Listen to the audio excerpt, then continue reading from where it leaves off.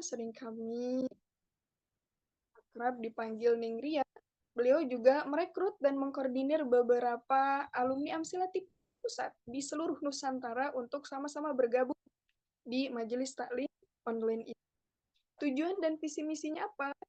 Tujuan dan visi misinya tidak lain dan tidak bukan untuk mensyiarkan kita karangan karya-karya Abah Yai Taufikul Hakim melalui media online.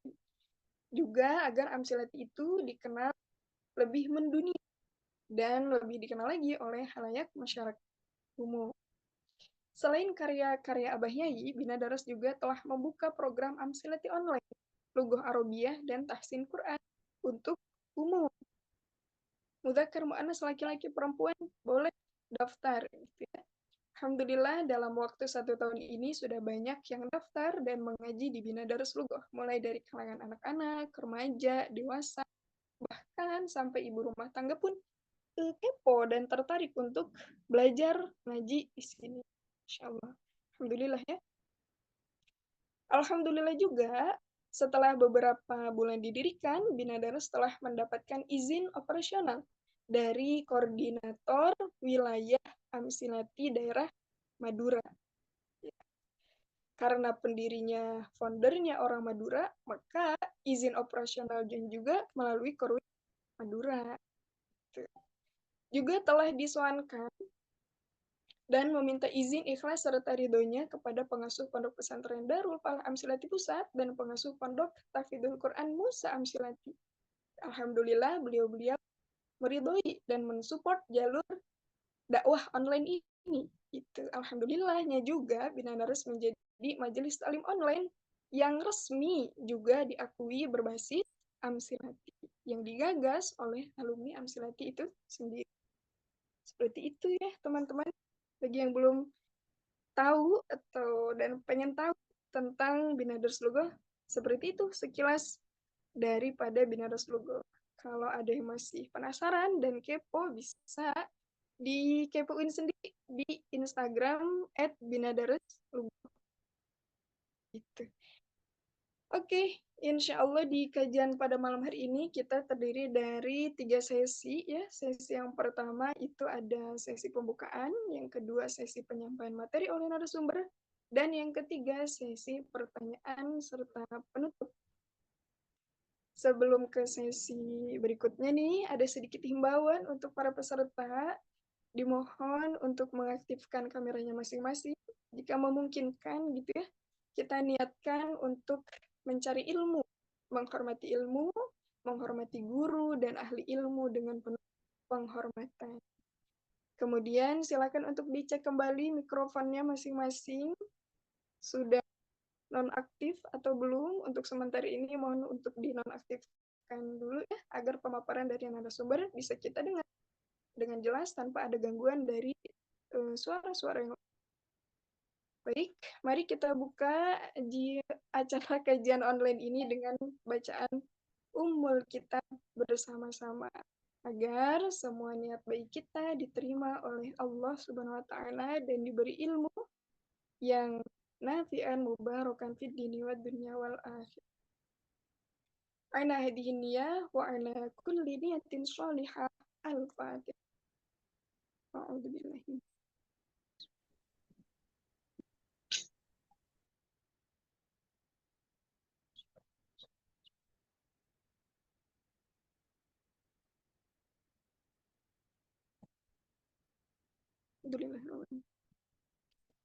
Tema pada kajian malam hari ini ialah one step closer. Oke, mungkin teman-teman ada yang udah tahu, sama ada yang belum tahu, mungkin termasuk Anda sendiri belum tahu ya teman-teman. Kemudian kemarin itu sempat baca sekilas dari Instastory-nya narasumber. Tema ini mengingatkan kita bahwa setiap langkah kecil yang kita ambil itu akan mendekatkan kita pada tujuan yang besar yang ingin kita capai. Jadi meskipun perjalanan menuju kesuksesan itu terkadang penuh tantangan, bukan terkadang, emang pasti. Kalau impiannya besar, otomatis tantangannya juga besar. Setiap langkah yang kita ambil membawa kita semakin dekat dengan impian kita. Itu teman-teman. Insya Allah pemaparannya lebih lengkap dan akan dikupas tuntas oleh narasumber kita. Beliau bernama lengkap Ning Aliyah Dahlan Salsabila, lahir di Karawang pada tanggal 12 Januari. Tahunnya disebutkan sekian-sekian. Beralamatkan sekarang tinggal di Bangsri, Jepara, Jawa Tengah. Untuk riwayat pendidikannya, beliau pernah menempuh pendidikan di Pondok Pesantren Darul Furqan Silati dari tahun 2013 sampai 2017, kemudian melanjutkan studinya ke Pondok Pesantren Darul Lugoh Wada'wah Pasuruan dari tahun 2017 hingga tahun 2019. Kemudian saat ini beliau aktif sebagai mahasiswi Fakultas Psikologi Unisula Semarang. Ya, sampai saat ini. Jika ada yang belum follow IG-nya narasumber, boleh di-follow dulu. Dahlan Salsabila. Insya Allah poin-poin yang akan kita bahas yang pertama yaitu mengapa perubahan kecil itu penting. Apa yang harus dirubah? Perubahan apa sih yang pertama yang harus kita ubah? Perubahan kecil apa yang duluan harus kita ubah dalam diri kita? Kemudian yang kedua, langkah-langkah kecil untuk memulai. Harus ngapain aja, kan bingung. Yang harus dirubah itu apa, terus ngapain, langkahnya bagaimana, gitu. Dan yang ketiga, selangkah lebih dekat menuju versi diri yang lebih baik. Masing-masing dari kita punya versi terbaiknya masing-masing. Nah, gimana tuh caranya kita agar bisa selangkah lebih dekat dan menjadi versi terbaik kita masing-masing. Tuh, teman-teman. Mungkin gambarannya seperti itu, ya. Poin-poin yang akan kita kumpas tuntas di kajian pada malam ini bersama narasumber kita. Kita cek dulu narasumbernya sudah bergabung atau belum. Operator.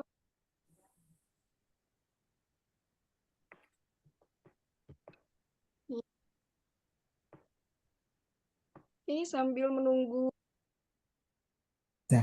narasumber kita bergabung. Halo. Kita tata niat dulu, disiapkan dulu buku catatannya, disiapkan dulu alat-alat ininya, alat-alat tulisnya.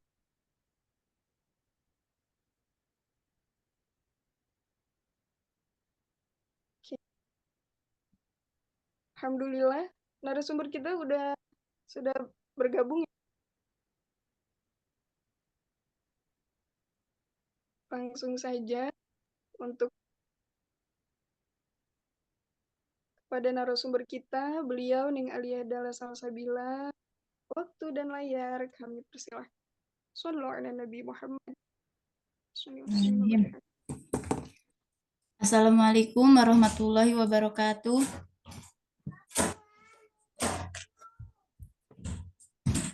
Halo, assalamualaikum. Waalaikumsalam. Waalaikumsalam warahmatullahi wabarakatuh. Jelas guys suaranya?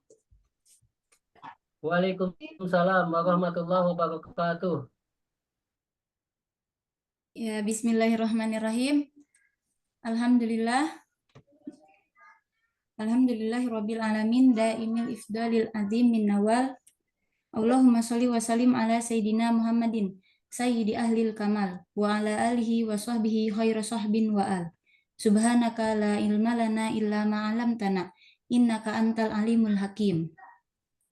Wa tub alaina innaka antat tawwabur rahim. Allahumma ya fattahu ya alim ya fattahu ya alim ya fattahu ya alim iftah alaina fathan qariba ya arhamar rahimin. Allahumma inna nas'aluka ilman laduni wal mashrabas safil hani ya wahab ya ghani. Wa na'udzubika Allahumma min ilmin la yanfa wa qalbin la yakhsha wa amalin la yurfa wa ainin la tadma wa nafsin la tashba wa da'watin la yustajabu laha bi rahmatika ya arhamar rahimin ya arhamar rahimin ya arhamar rahimin. nawaitu ta'alluma wa ta'lim wa tadhakkura wa tadhkir wa naf'a wal intifa' wal ifadah wal istifadah wal hatha 'ala tamassuki bi kitabillah wa sunnati rasulih sallallahu alaihi wasallam wa du'a ilal huda wa dalalata 'alal khair ibtigha'a wajhillah wa mardatihi wa qurbihi wa thawabihi subhanahu wa ta'ala. Nawaina ma nawabihi aslafunas salihun. Baik, kita mulai ya. Bismillah. Ini layarnya udah masuk, Sudah nih. Sudah. Ya, webinar malam ini pertama kalinya nih mau bahas dengan judul One Step Closer. Apaan nih One Step Closer? Nih, One Step Closer itu satu langkah lebih dekat. Ya, dalam kehidupan terkadang kita terjebak dalam rutinitas yang membuat kita merasa stagnan, alias kayak di situ-situ aja gitu, nggak ada perubahan atau peningkatan apa-apa. Namun, perubahan besar itu tidak selalu dimulai dengan lompatan yang besar. Terkadang cukup dengan satu langkah kecil, yaitu langkah yang membawa kita lebih dekat kepada versi diri yang lebih baik. Satu langkah lebih baik setiap hari adalah kunci untuk mencapai kemajuan berkelanjutan. Ini adalah tentang konsistensi, tentang tekad untuk selalu berkembang meskipun perlahan. Dengan motivasi untuk terus melangkah maju, kita akan mendapati bahwa setiap langkah kecil akan membawa kita menuju pencapaian yang besar. Jadi ini pembukaannya gitu ya. Selanjutnya, mengapa sih ini ketutupan? Perubahan bertahap itu penting. Yang pertama, konsistensi itu menciptakan kebiasaan yang langgeng.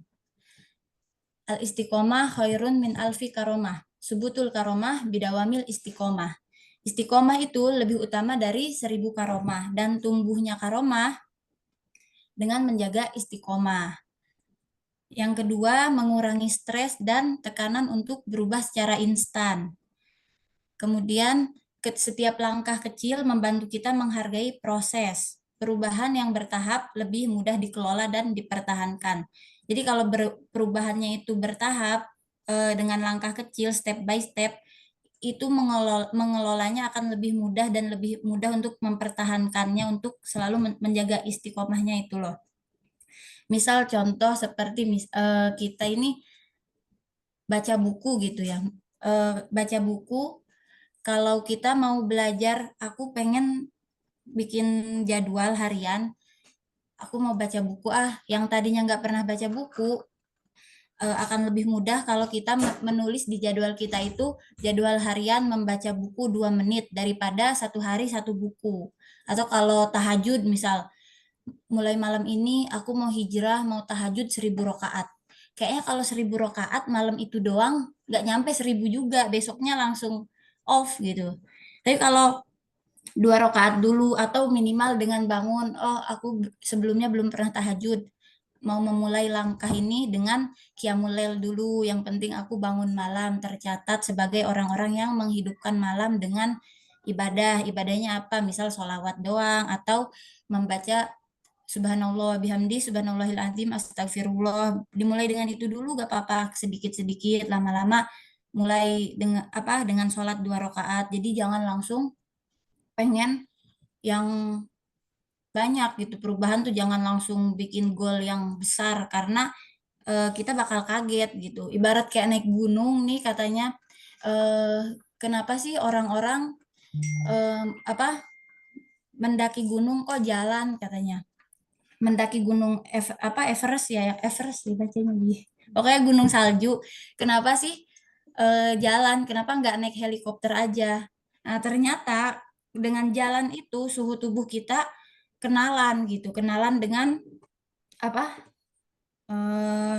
dengan ini loh, dengan cuaca di sana kan semakin atas semakin dingin, dan tubuh mengkondisikannya tuh kaget kalau kita naik helikopter. Katanya kalau kita naik helikopter dan langsung turun gitu aja, sebagai orang awam, bukan tim SAR ya. Kalau tim SAR kan udah ada sekolahnya lah mungkin. Sebagai kita nih, aku mau naik Gunung Everest langsung naik helikopter. Pas kita turun itu katanya paling hanya bisa bertahan 5 menit, kemudian meninggal karena kaget. Lalu langkah-langkah kecil untuk memulai. Kalau tadi kan alasan kenapa sih perubahan bertahap itu penting gitu ya. Kalau yang sekarang adalah langkah-langkah kecil untuk memulai. Yang pertama, tetapkan tujuan harian yang realistis.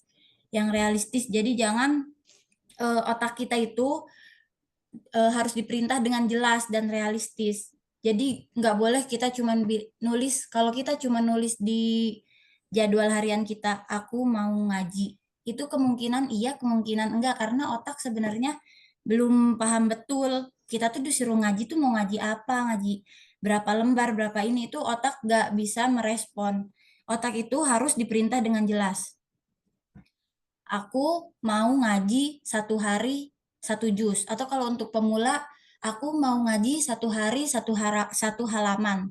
Itu jelas otak bakalan ngeset di bahwa ada tugas dalam 1 harinya itu aku harus ngaji 1 halaman. Jadi ada target yang dikejar. Kalau cuman aku mau ngaji apa? Ngaji kitab apa ngaji Quran atau apa gitu kan. Jadi kurang jelas. Kemudian yang kedua, evaluasi diri secara berkala. Setelah menetapkan tujuan, kita harus mengevaluasi diri secara berkala. Yang ketiga, berlatih self-compassion menghadapi tantangan. Self-compassion itu artinya belas kasih terhadap diri. Jadi kita harus bersikap ramah terhadap diri kita sendiri kita menghadapi kegagalan atau kekurangan. Jangan terlalu keras dalam mengkritik diri. Perlakukan diri kita sendiri seperti sebagaimana kita mau memperlakukan teman kita yang menghadapi masalah gitu ya. Lalu terus belajar dan terbuka pada pengalaman baru. Jangan pernah merasa cukup, dan juga kebanyakan kita ini kan mengkotak-kotakan alias kayak bikin blog bahwa oh ternyata aku atau anakku itu dia bakatnya lebih dominan di musik misalnya. Tapi dia gak suka olahraga, berarti dia gak pinter olahraga. Akhirnya kita jadi mengkotak-kotakan bahwa dia pinternya di musik, gak pinter olahraga. Akhirnya nggak dikembangkan. Padahal self love itu maksudnya kita menerima kekurangan diri kita dan mau mengevaluasi, mengimprove, bukan hanya mengkotak-kotakan bahwa mengetahui kelebihan di mana, kekurangan di mana, lalu yang kekurangan ditinggal. Bukan seperti itu. Jadi self love itu maksudnya adalah mengimprove. Kita mengetahui kelebihan kita di sini, kekurangannya di sini, dan kekurangannya itu kita belajar terus untuk lebih baik, walaupun nggak jadi expert. Misal kalau dia bakatnya di musik, dikejar supaya jadi expert atau jadi ahli di bidang musik, tapi bidang lain bukan ditinggal. Lalu yang kelima, rayakan setiap kemajuan sekecil apapun. Self reward ya namanya. Nah, self reward ini nggak selalu harus check out Shopee. Jadi self reward itu nggak selalu sesuatu yang harus kita keluarkan pakai uang. Bisa sesuatu yang membuat pokoknya aku mau menghibur diriku dengan apa. Oh, aku hari ini mau hujan-hujanan misalnya kalau ada hujan. Atau aku mau ngelamun aja deh kalau suka sendirian gitu ya. Bagi saya self reward adalah sendirian di kamar tanpa ada gangguan dari orang-orang gitu. Itu udah bahagia gitu. Ada lagi yang aku mau jalan-jalan tapi nggak belanja. Nah, belanja boleh, self reward dengan belanja, beli sesuatu boleh, tapi jangan dibiasain dikit-dikit belanja alasannya self reward, karena ternyata saya dengar kisah dari Raditya Dika ya, istrinya beliau dulu tuh suka banget self reward, dikit-dikit self reward. Ternyata waktu belajar keuangan, uang dari hasil self reward yang ditabung itu bisa buat beli rumah gitu. Jadi self reward tuh dipikir dulu, ini penting nggak ya, butuh nggak ya, jadi jangan impulsif gitu. Lalu selanjutnya kan ini udah nih langkah-langkahnya. Di slide selanjutnya ini mau membahas tentang tugas-tugasnya kita nih, mengenal diri kita sendiri, tugas kita sebagai hamba misalnya, sebagai pasangan. dan seterusnya gitu ya. Loh, kok gak jalan ya?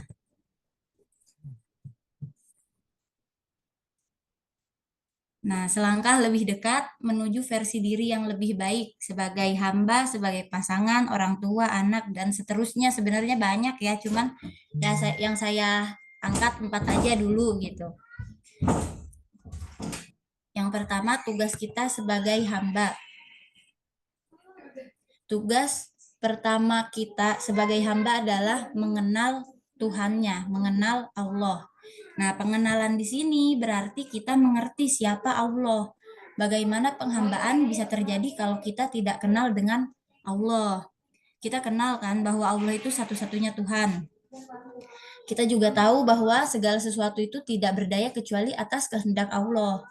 Kita juga tahu bahwa Allah itu adalah pencipta, pemelihara, dan pengatur alam semesta. Sehingga dengan pengenalan tersebut, penghambaan akan semakin indah.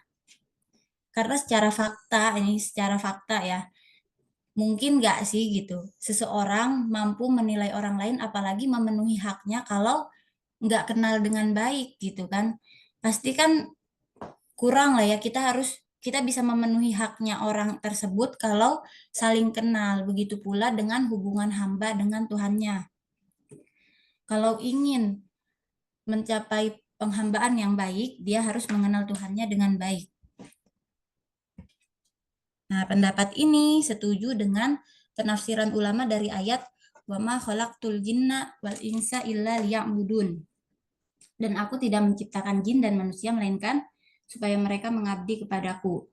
Liya'budun di sini maksudnya adalah mengenalnya, mengenal Allah gitu. Seperti halnya orang yang baru masuk Islam. Apa sih yang pertama dilakukan oleh orang-orang yang baru masuk Islam ini? Kan syahadat ya. Syahadat itu apa? Syahadat itu adalah bentuk kesaksian atas pengenalan Allah itu siapa. Lalu selanjutnya yang B, melaksanakan perintahnya, menjauhi larangannya. Nah, ini contoh-contoh perintah Allah yang terdapat dalam Al-Quran dan hadis ya. Kita semua udah tahu ini contohnya aja gitu. Enggak kok ini doang, banyak yang lain, cuman ini hanya contoh yang saya masukin. Contoh-contoh perintah yang Allah perintahkan untuk kita adalah beriman dan beribadah kepada Allah. Yang kedua, berbuat kebaikan kepada sesama. Lalu memelihara hubungan silaturahim. Yang keempat, menjaga sholat 5 waktu. Yang kelima, menunaikan zakat. Lalu berpuasa di bulan Ramadan, menunaikan ibadah haji. Ini larangan-larangan. Sama ini juga mempersekutukan Allah. Ini durhaka kepada orang tua dan suami, guru juga ya. Terus yang ketiga berbuat maksiat dan dosa, yang keempat riba, yang kelima mencuri, merusak lingkungan, memakan makanan yang haram. Ini adalah contoh larangan dan perintah. Nah, dalam Islam, umat muslim itu diwajibkan untuk taat dan patuh sepenuhnya terhadap perintah Allah, serta menjauhi larangan-larangannya. Nah, ini semua nih, contoh-contoh di atas tadi, nggak bisa kita ketahui kalau tanpa landasan ilmu. Jadi, beribadah pun harus dengan ilmu. Ilmu dalam Islam mempunyai kedudukan yang sangat tinggi. Tanpa ilmu, penghambaan bahkan pengenalan tidak akan tercapai. Al-ilmu qoblal qauli wal amal. Ilmu itu sebelum ucapan dan perbuatan. Jadi kita harus punya ilmu dulu baru beramal. Ilmu itu syarat sah ucapan dan perbuatan. Jadi kalau kita mau beramal, syarat sahnya itu harus punya ilmu dulu kan. Kita punya ilmu supaya apa? Supaya ucapan dan perbuatan kita itu ada nilainya di hadapan Allah. Karena amalan apapun gak akan dinilai kecuali dengan ilmu. Oleh sebab itu, ilmu didahulukan sebelum perbuatan. Karena ilmu yang akan mensahkannya niat. Jadi, niat juga yang mensahkan amal. Kalau ada alumni Amsilati ya, sahnya amal dengan niat. La budda lit tolibi min niyati ay inamal a'malu bin niyati. Wong kang numpri ilmu wajib duwe niat. Dauh Nabi sahe amal kanti niat. Nah, jadi dari sini dapat disimpulkan posisi ilmu dalam amal itu sebagai pengendali niat. Karena seseorang baru bisa berniat untuk beramal dengan niat yang benar jika dia memahami atau mengilmui tujuan dia beramal itu apa. Jadi ibadah yang kita lakukan sejatinya itu dilakukan untuk menguatkan hubungan kita dengan Tuhan, dengan Allah, mengingatkan kita akan kebesarannya, mendekatkan diri kepadanya, serta menjadi sarana untuk memperbaiki akhlak dan karakter kita sebagai manusia. Melalui ibadah, kita juga diingatkan akan tugas dan tanggung jawab sebagai hamba. Ini kan tugas dan tanggung jawab kita sebagai hamba. Serta sebagai bentuk rasa syukur atas segala karunia dan nikmat yang telah diberikan Allah kepada kita. Lalu yang selanjutnya, tugas sebagai seorang hamba adalah husnudzon billah. Harus husnudzon ya. Jangan sampai kita sebagai hamba nih ada rasa suudzon walaupun itu sedikit aja kepada ketetapan Allah. Jangan sampai ada rasa suudzon terhadap qada dan qadarnya Allah. Jadi rahmat Allah itu luas melebihi kuasanya. Berapa banyak kisah orang-orang yang secara prosedural itu termasuk penduduk neraka, tetapi berkat rahmatnya yang luas, akhirnya dimasukkan ke dalam surganya.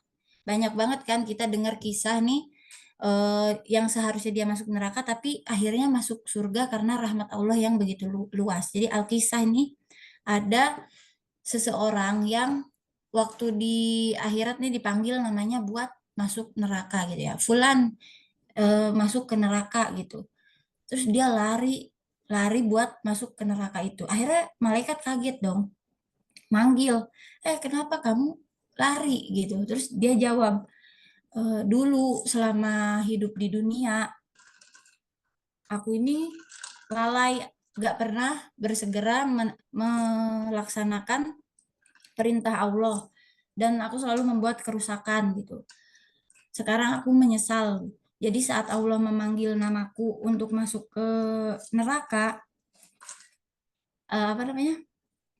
aku mau bersegera memenuhi panggilannya. Jadi dia lari ke neraka untuk memenuhi panggilan Allah walaupun itu ke dalam neraka gitu kan.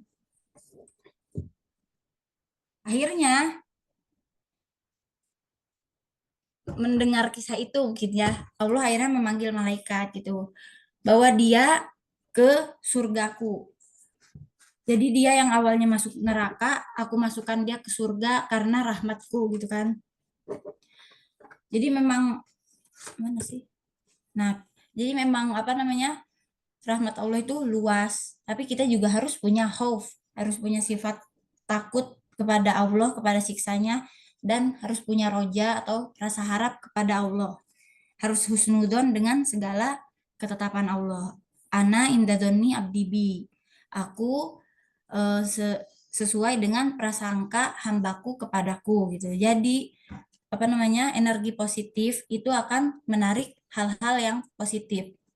Ada namanya ilmu nih, ada yang namanya the law of vibration, dimana kalau vibrasi yang kita atau getaran yang kita keluarkan itu energi positif negatif, misal kita suudzon terus sama Allah, maka energi-energi negatif yang di sekitar juga lah yang bakal menghampiri kita. Tapi kalau kita husnudon, apapun itu, pokoknya paling enak tuh husnudon, apalagi husnudon sama Allah.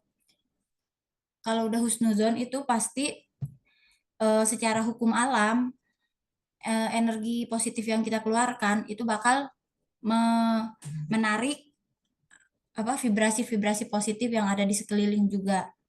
Makanya jangan heran kenapa sih aku gini-gini aja, misalnya nih, orang yang punya sifat kurang positif lah ya, negatif gitu, pasti dia dikumpulinnya sama orang-orang yang kayak gitu juga gitu. Terus dia berpikir kayak, kenapa sih hidupku gini-gini aja, temanku gini-gini aja, nggak berubah-berubah ya, karena mungkin dari dia sendiri mengeluarkan energi-energi dari dalamnya itu kurang positif gitu ya. Nah, walaupun surga itu emang bukan tempatnya khusus ahli ibadah ya. Kan surga itu kita masuk surga semuanya masuk karena rahmatnya Allah. Tapi kan nggak boleh kita memakai apa roja nih harapan dibalik. Kayaknya nggak apa-apa deh kalau subuh ini aku tidur aja nggak sholat. Karena kan Allah Maha Pengampun, Maha Pemurah, Maha Penyayang. Jadi pasti aku bakal dirahmati dengan rahmatnya. Itu sih kepedean ya. Nggak boleh kayak gitu.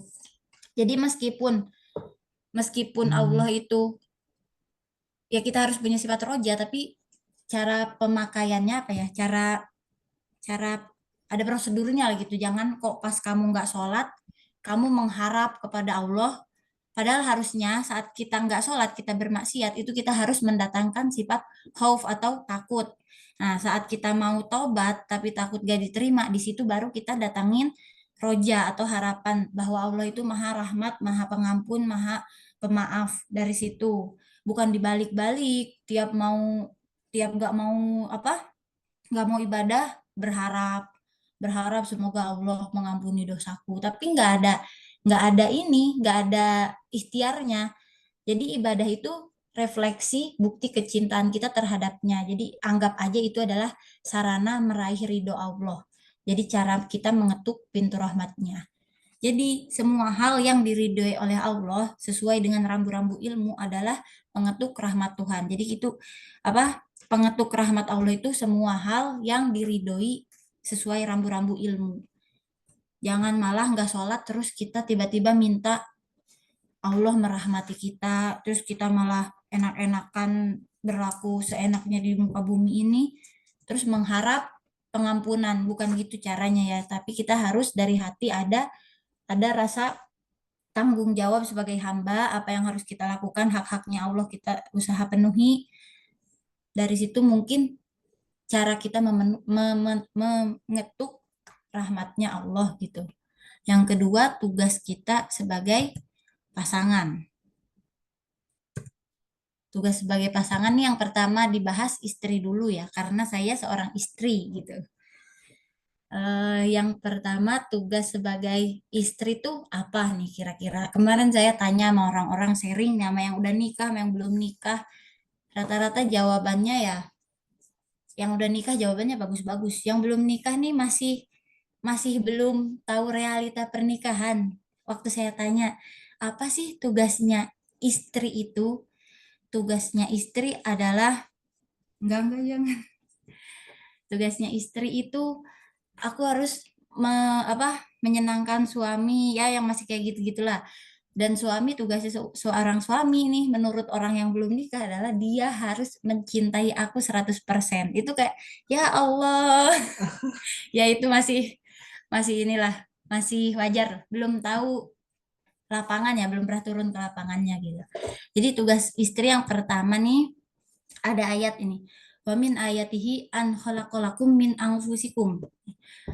An khalaqalakum min anfusikum ini kan maksudnya jadi di antara kebesaran Allah adalah dia menciptakan pasangan-pasangan untukmu dari jenismu sendiri.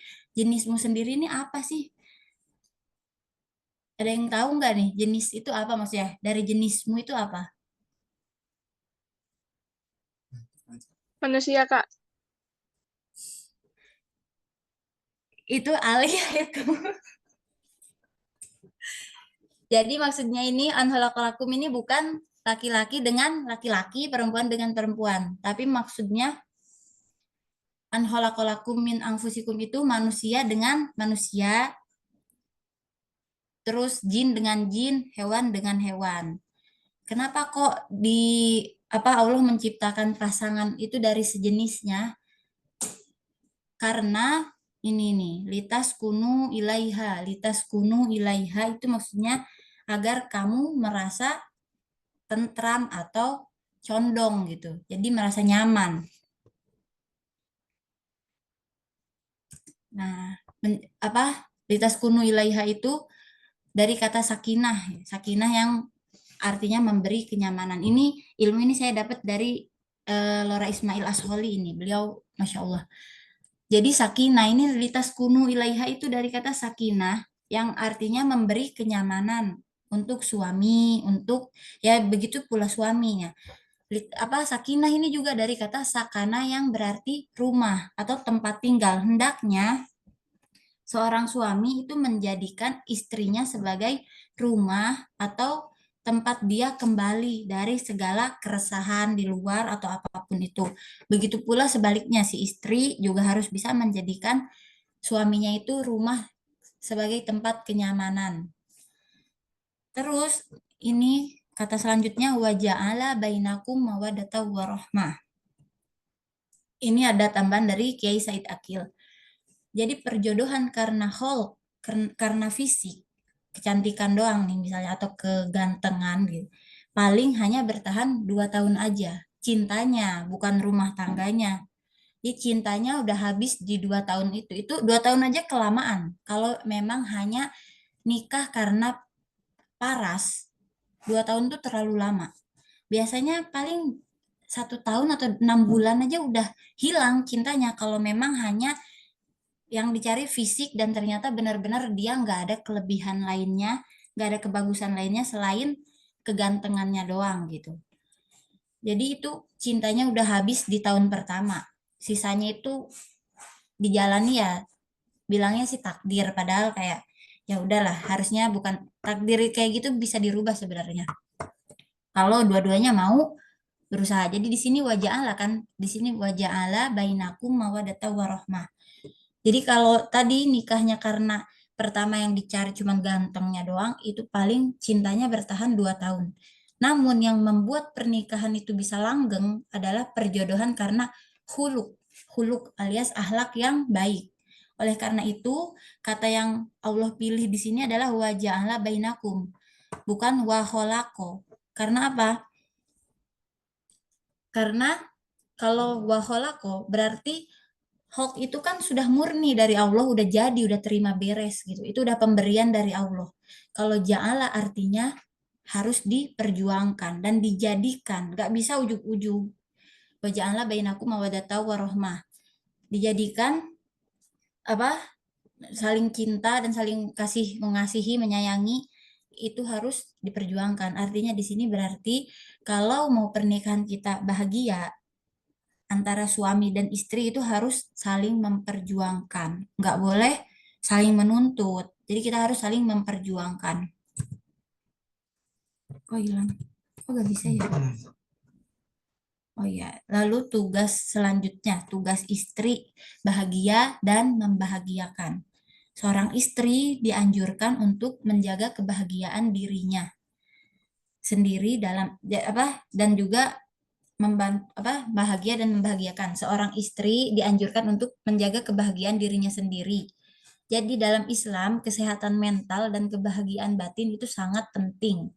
Karena seseorang yang bahagia secara pribadi akan lebih mampu untuk menciptakan suasana yang bahagia dalam rumah tangga.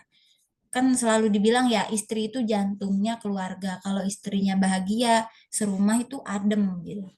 Nah itu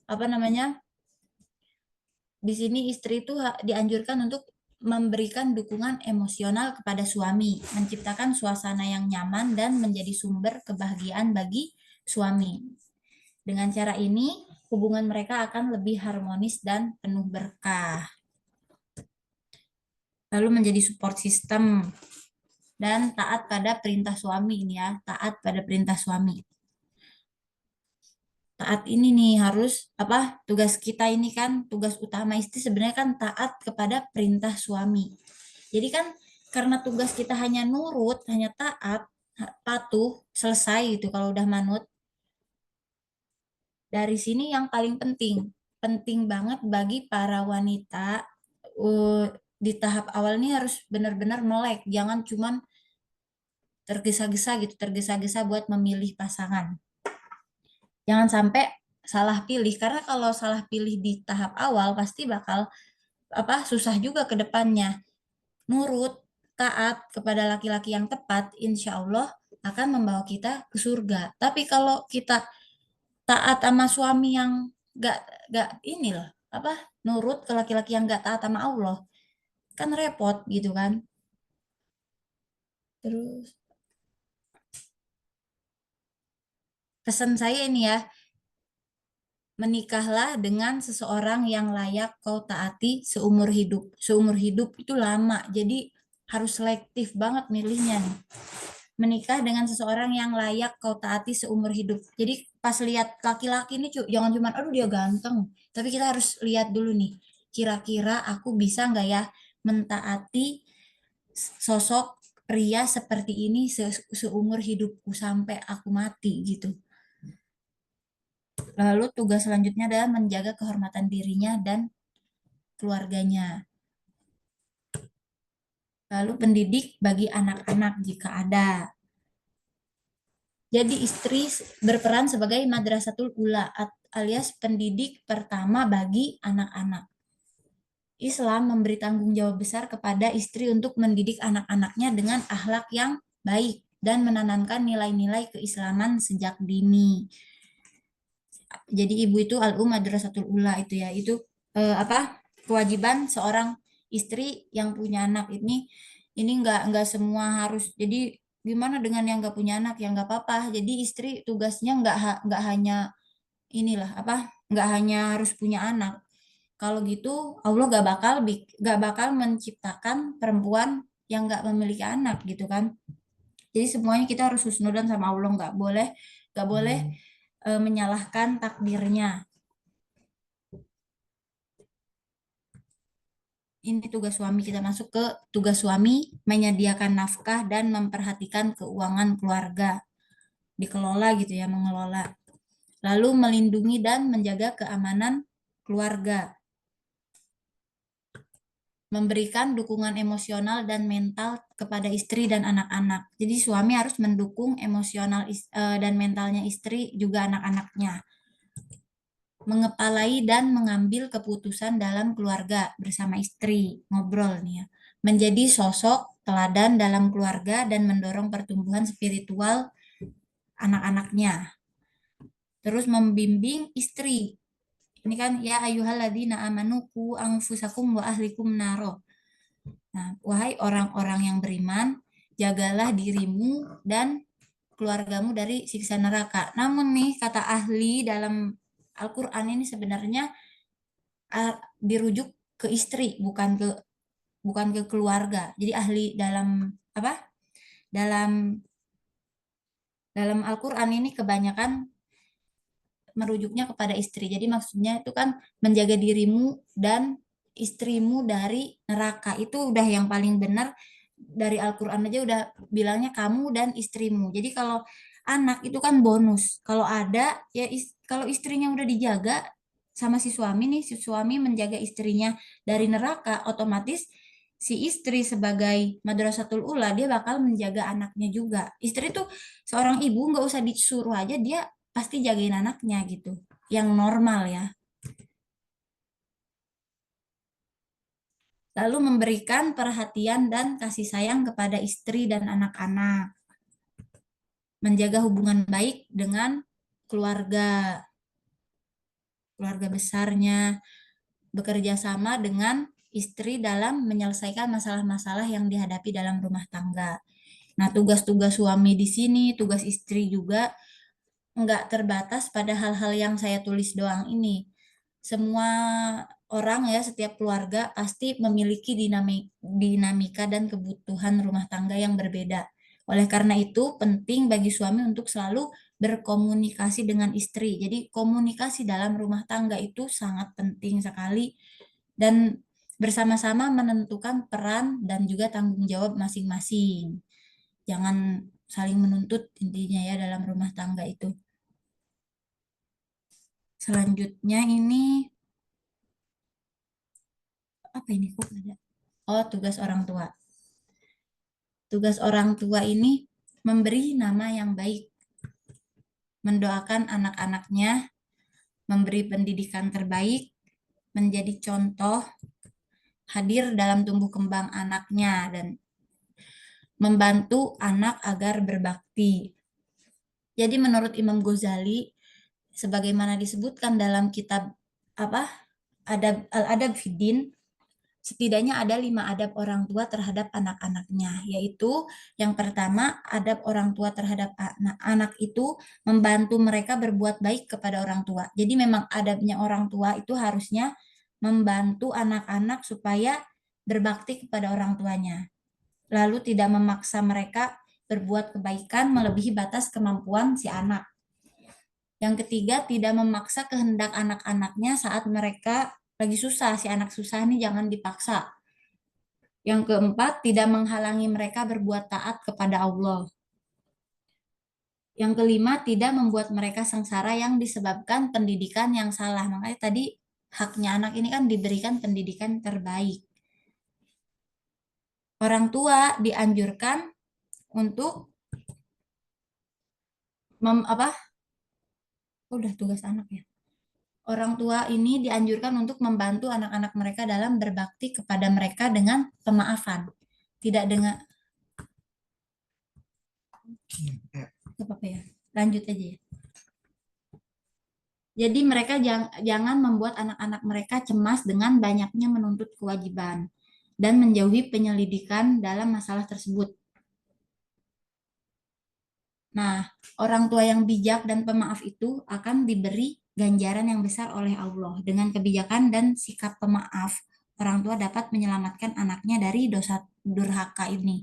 Jadi, sebagai orang tua itu harus memaafkan anaknya dan meridhoi anaknya. Untuk anak itu harus berbakti kepada orang tua. Jadi, jangan saling menuntut, justru kita saling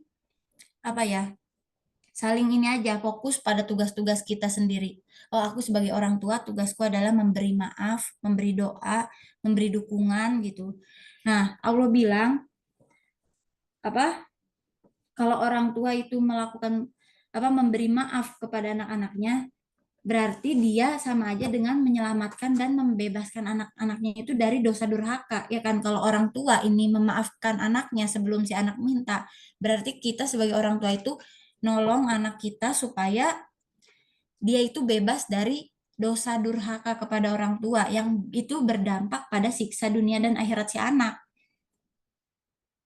Nah, karena si orang tua sudah berbaik hati kayak gitu, masa sama Allah dianggurin sih? Kan nggak mungkin ya. Karena si orang tua sudah memberi maaf sebelum diminta, akhirnya sama Allah pun bakal dikasih pahala yang mana pahalanya itu lebih besar daripada pahala yang dilakukan anak yang berbakti gitu. Anak yang berbakti kepada orang tua kan pahalanya besar ya. Tapi orang tua yang memaafkan anaknya itu pahalanya lebih besar lagi. Rasulullah pun kan pernah berdoa ya, Rasulullah pernah berdoa, semoga Allah menurunkan rahmatnya kepada orang tua yang membantu anaknya berbuat bakti kepada orang tua.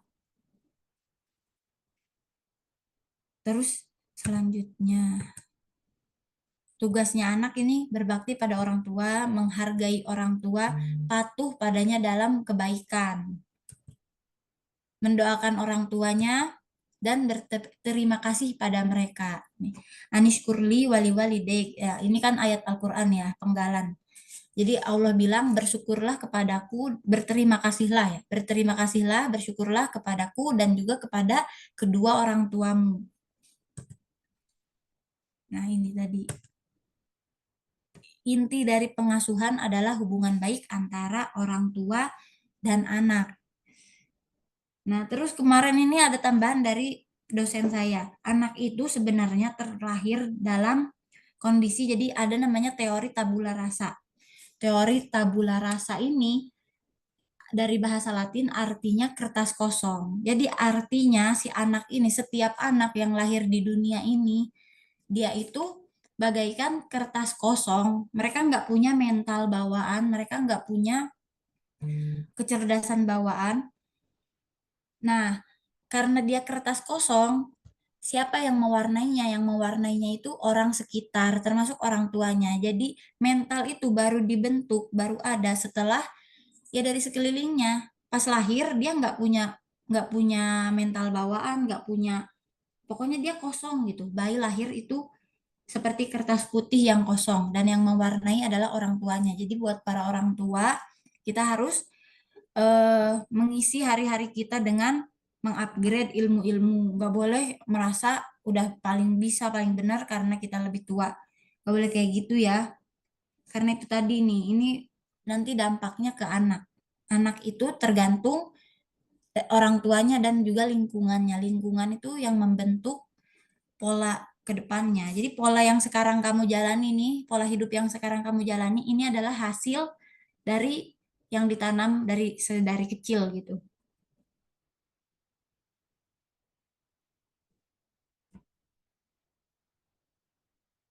Lalu selanjutnya, nah ini tirakat aja, ini dari Instagram, ini screenshotan makanya masih ada suara-suara ini. Jadi tirakat orang tua ini dari Gus Bahaya. Tirakatnya orang tua dengan sholat itu berpengaruh pada hati anaknya. Tirakat orang tua dengan berdoa itu berpengaruh pada akhlak anaknya. Nah, tirakatnya orang tua dengan berpuasa itu berpengaruh pada otak anaknya. Jadi nggak apa namanya, orang tua tuh nggak hanya habis ngelahirin, ngerawat, ngasih makan, mandiin, nyusuin, nyekolahin, nggak hanya kayak gitu.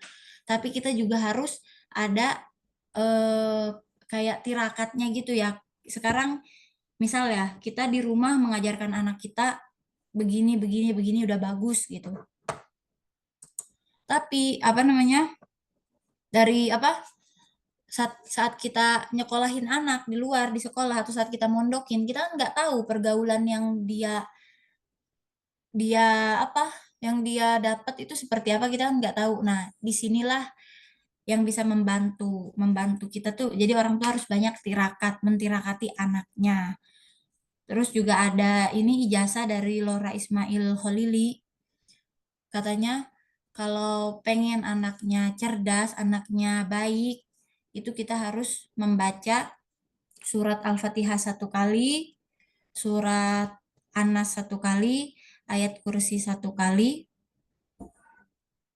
terus istighfar 10 kali, yang pahalanya itu di apa? Dihadiahkan kepada, bukan. Yang pahalanya itu dihadiahkan kepada Imam Imam Ghazali apa, sebentar.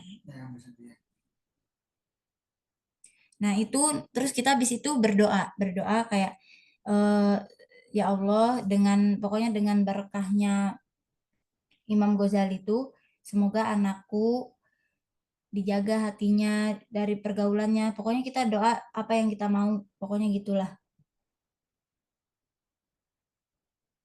Nah, pengasuhan tidak menghasilkan miniatur orang tuanya, melainkan anak-anak yang menemukan jati dirinya dengan bimbingan yang benar dari kita. Jadi, jangan apa ya, pengasuhan kita kepada anak itu enggak kok miniaturnya. Jadi anak kita itu bukan miniatur dari kita, melainkan anak-anak dia akan menemukan jati dirinya sendiri, tapi dengan bimbingan yang benar dari orang tuanya. Kalau kita sebagai orang tua membimbing anak dengan benar, maka dia akan menemukan jati dirinya dan ke arah yang positif kalau kita membimbingnya dengan benar. Tapi kalau hanya yang penting udah dikasih makan, yang penting udah disekolahin, kita nggak tahu itu. Kayaknya udah deh. Oh, ada yang terlupakan. Tugas jomblo visabilillah. Jadi tugasnya jomblo ini kan menjaga diri dan menjaga mental nih. Jangan sampai, pokoknya ini bukan buat jomblo doang sih, buat semua orang di dunia ini kita harus menjaga mental kita. Karena nggak ada yang selamat. Sebenarnya jadi jomblo pun nggak usah sedih-sedih amat, kayak sedih ditanya terus kapan nikah. Kita yang udah nikah ditanya terus kapan punya anak. Kita yang udah punya anak ditanya lagi kapan punya adik. Ntar udah punya adik diomongin, anaknya masih kecil-kecil udah punya adik ya. Yang benar yang mana? Nggak ada yang benar. Yang benar adalah menjaga mental kita sendiri, gak usah menghiraukan omongan-omongan dari luar. Yang kedua, tugasnya jomblo nih mengupgrade ilmu kita, ilmu apapun itu, ilmu agama, ilmu sosial, ilmu apapun. Jadi umat Islam dari sejak zaman dulu dikenal sebagai pembelajar.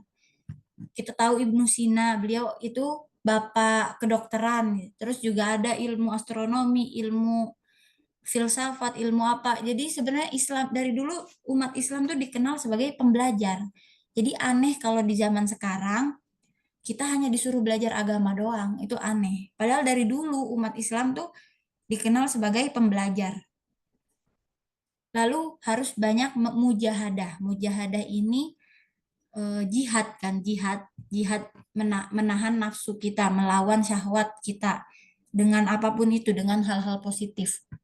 Bisa dengan misal apa aja lah, mujahadah terserah kalian, boleh yang sifatnya sunnah atau sifatnya mubah, boleh aja mujahadah itu. Lalu memilih pasangan yang baik.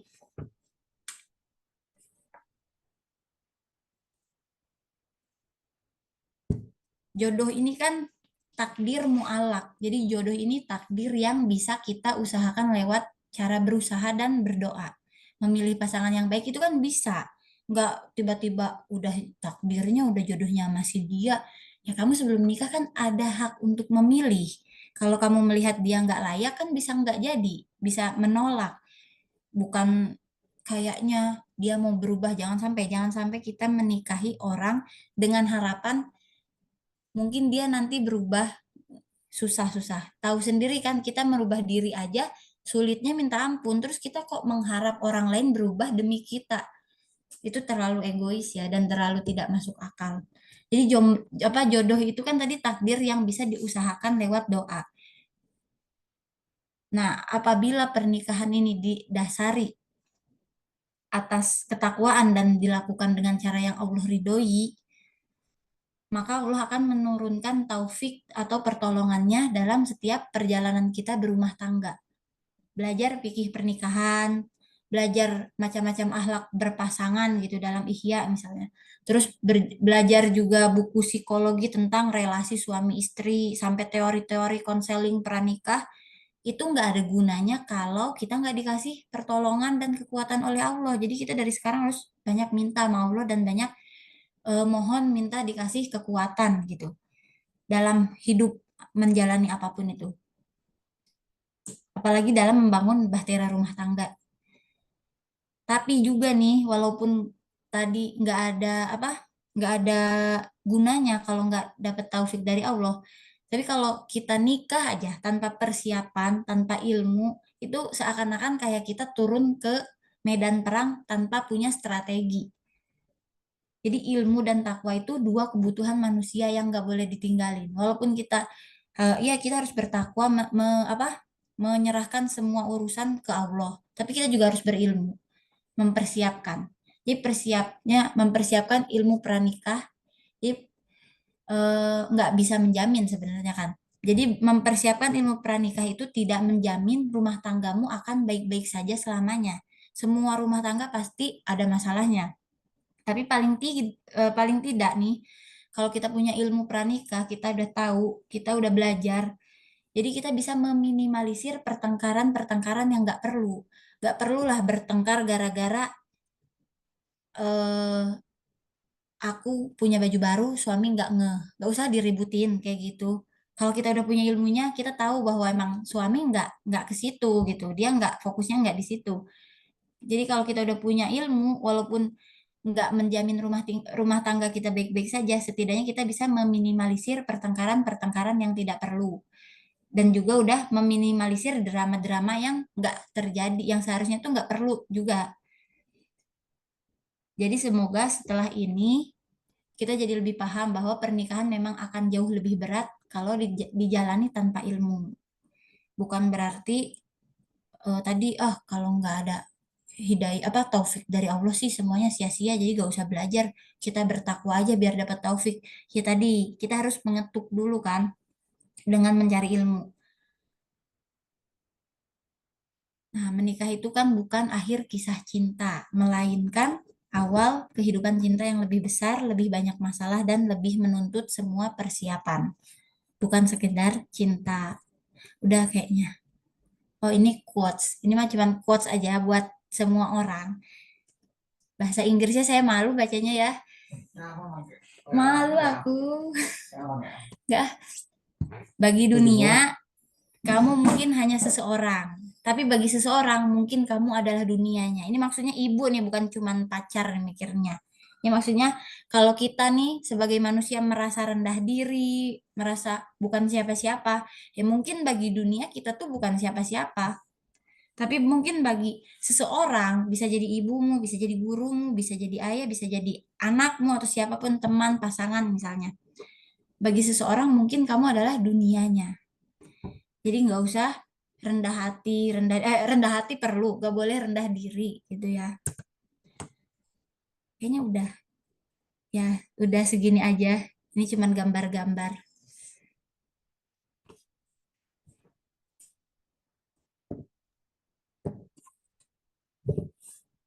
Ya udah, terima kasih ya. Ini adik. Ya saya kembalikan kepada MC ini.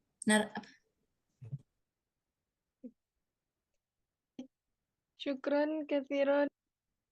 Ini Masya Allah, ini dari selangkah lebih dekat atau selangkah lebih dekat menuju versi terbaik kita masing-masing, yaitu dengan cara mengambil langkah untuk berubah, berani untuk berubah, walaupun dimulai dari hal-hal yang kecil. Ternyata tadi perubahan itu banyak banget gitu ya manfaat. Salah satunya mengurangi stres.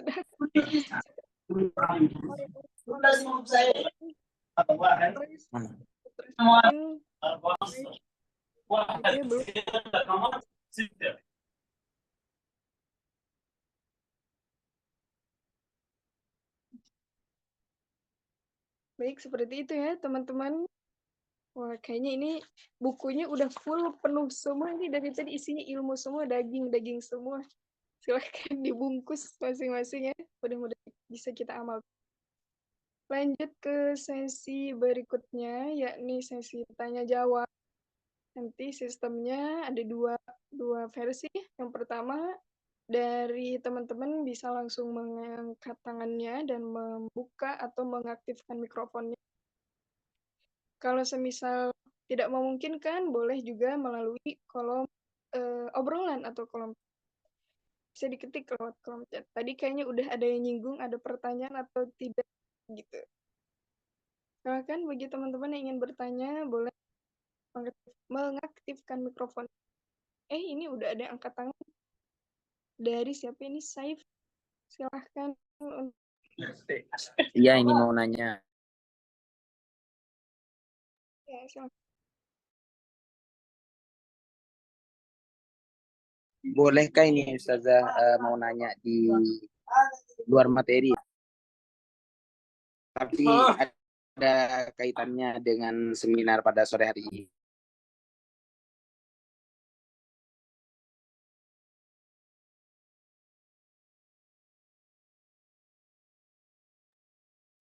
Oke, ya silahkan di luar materi.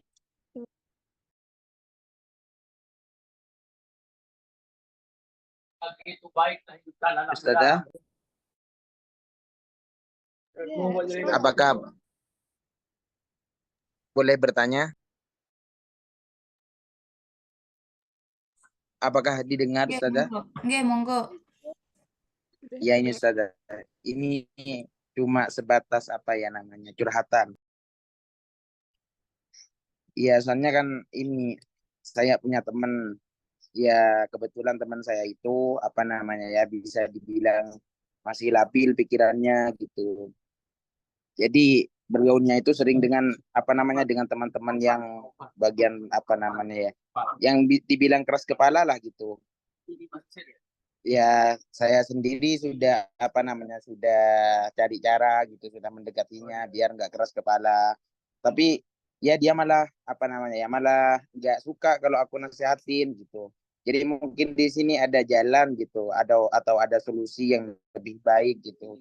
Bagaimana bisa menasihati teman saya ini? Ya.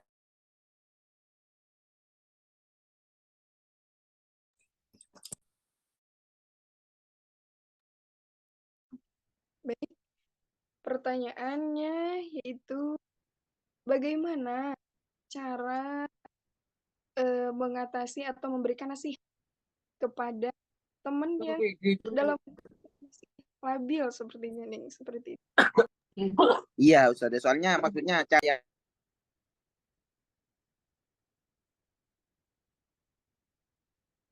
iya Ustazah, soalnya cara yang baik itu udah saya lakukan gitu, tapi teman saya ini masih keras kepala gitu. Udah saya apa namanya kayak bicarain dengan baik-baik gitu, face to face sudah, bicara empat mata sudah. Mungkin ada solusi yang paling manjur itu Ustazah. Baik, monggo Ning Dar. Nggih. Nggih. Jadi kalau untuk nasihat ke orang kan, sebenarnya kita itu meskipun teman, nggak semua orang tuh butuh dinasihati secara langsung seperti itu. Jadi kalau kita udah mencoba menasihati baik-baik, terus dia kok nggak mau, langkah selanjutnya ya kita disabarin aja, didoain terus. Semoga dia bisa kembali lah gitu, kembali ke inilah. Dan juga diajak sharing sih kalau saya biasanya nggak pakai nasehatin langsung, tapi saya ngajak orang buat sharing, buat mikir supaya dia tuh nanti, jadi kita membawa pikiran dia harusnya begini gitu, tapi nggak nyalahin, nggak ngasih tahu, nggak apa. Kita tugasnya adalah bertanya yang bikin dia itu mencari jawabannya sendiri. Nah, kalau untuk pemikirannya masih labil, itu memang kadang kita sering nemuin ya orang yang kok bisa pikirannya kayak gini, kok bisa ada di sini gitu. Ya kalau udah kayak gitu, kita doain terus, dan kalau saya sih mungkin jaga jarak aja. Bukan dijauhin, tapi jaga jarak. Supaya apa? Karena circle itu menular ya. Circle itu menular. Apa namanya? Kalau kita kumpul sama orang yang positif, kita bakal ke bawah positif yang tadi itu. Kalau kalau kita kumpul sama orang yang kurang baik, biasanya kita secara pemikiran pun jadinya ngikut dia. Kalau kita nggak nyaman, hati kita tuh sebenarnya tahu, hati kita tuh tahu mana yang baik, mana yang enggak, dan kalau kita ngerasa gak nyaman di situ, kita punya hak buat pergi, buat mencari teman yang lebih bagus lah, positive vibe bahasanya anak sekarang ya, atau se-value. Sering saya sampaikan bahwa teman itu nggak perlu banyak. Percuma kalau kamu punya banyak teman, ibarat uang tuh, dompetmu lebih enak, lebih nyaman, lebih indah diisi dengan 3 lembar uang 100.000 atau 20 lembar uang pecahan 1.000-an. Ya 1.000-an nggak apa-apa, 2.000 nggak apa-apa. Walaupun mau 10 gitu. Aku punya uang isinya 20 lembar. Tapi pecahannya hanya 1.000-an. Sedangkan aku cuma punya 3 lembar di dalam dompetku. Tapi pecahannya itu setara dengan 100.000, $100, misalnya 100 real. Itu kan lebih besar. Nah ini manusia juga kayak gitu. Misal, apa namanya? Kalau temenmu hanya bernilai secara, jadi value-nya ya, secara pemikiran, secara apa kebiasaan, ternyata dia nilainya hanya 1.000-2.000 rupiah, kita cari aja yang lain gitu. Maksudnya mencari teman yang nggak apa-apa deh temanku 3 doang, tapi value-nya tinggi gitu. Jadi nasehatinnya didoain aja tadi ya. Kalau udah kita coba kan, apa, watawasobil haki watawasobis sober. Ya, mungkin ada segitu aja ya. Mungkin ada pertanyaan selanjutnya. Oke. Ini mau nanya, boleh nggak?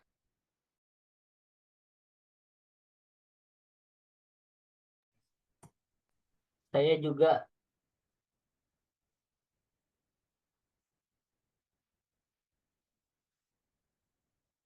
Halo?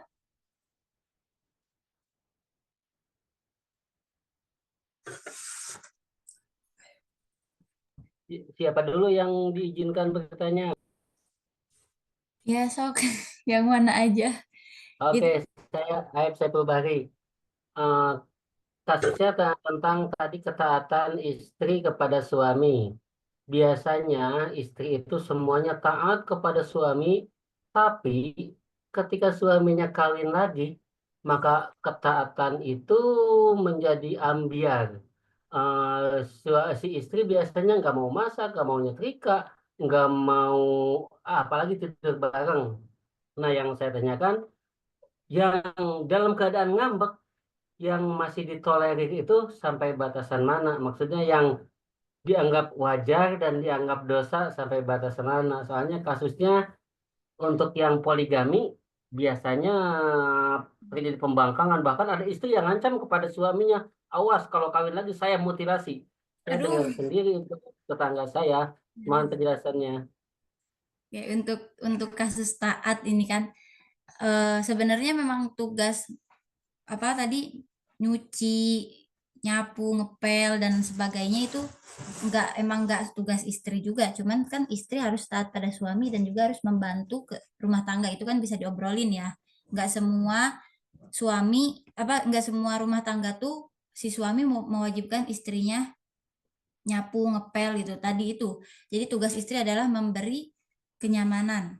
Kalau si suami udah nyaman, ya udah gitu. Nggak semua orang tuh, ada istri yang udah merasa melakukan hak memenuhi hak suaminya gitu.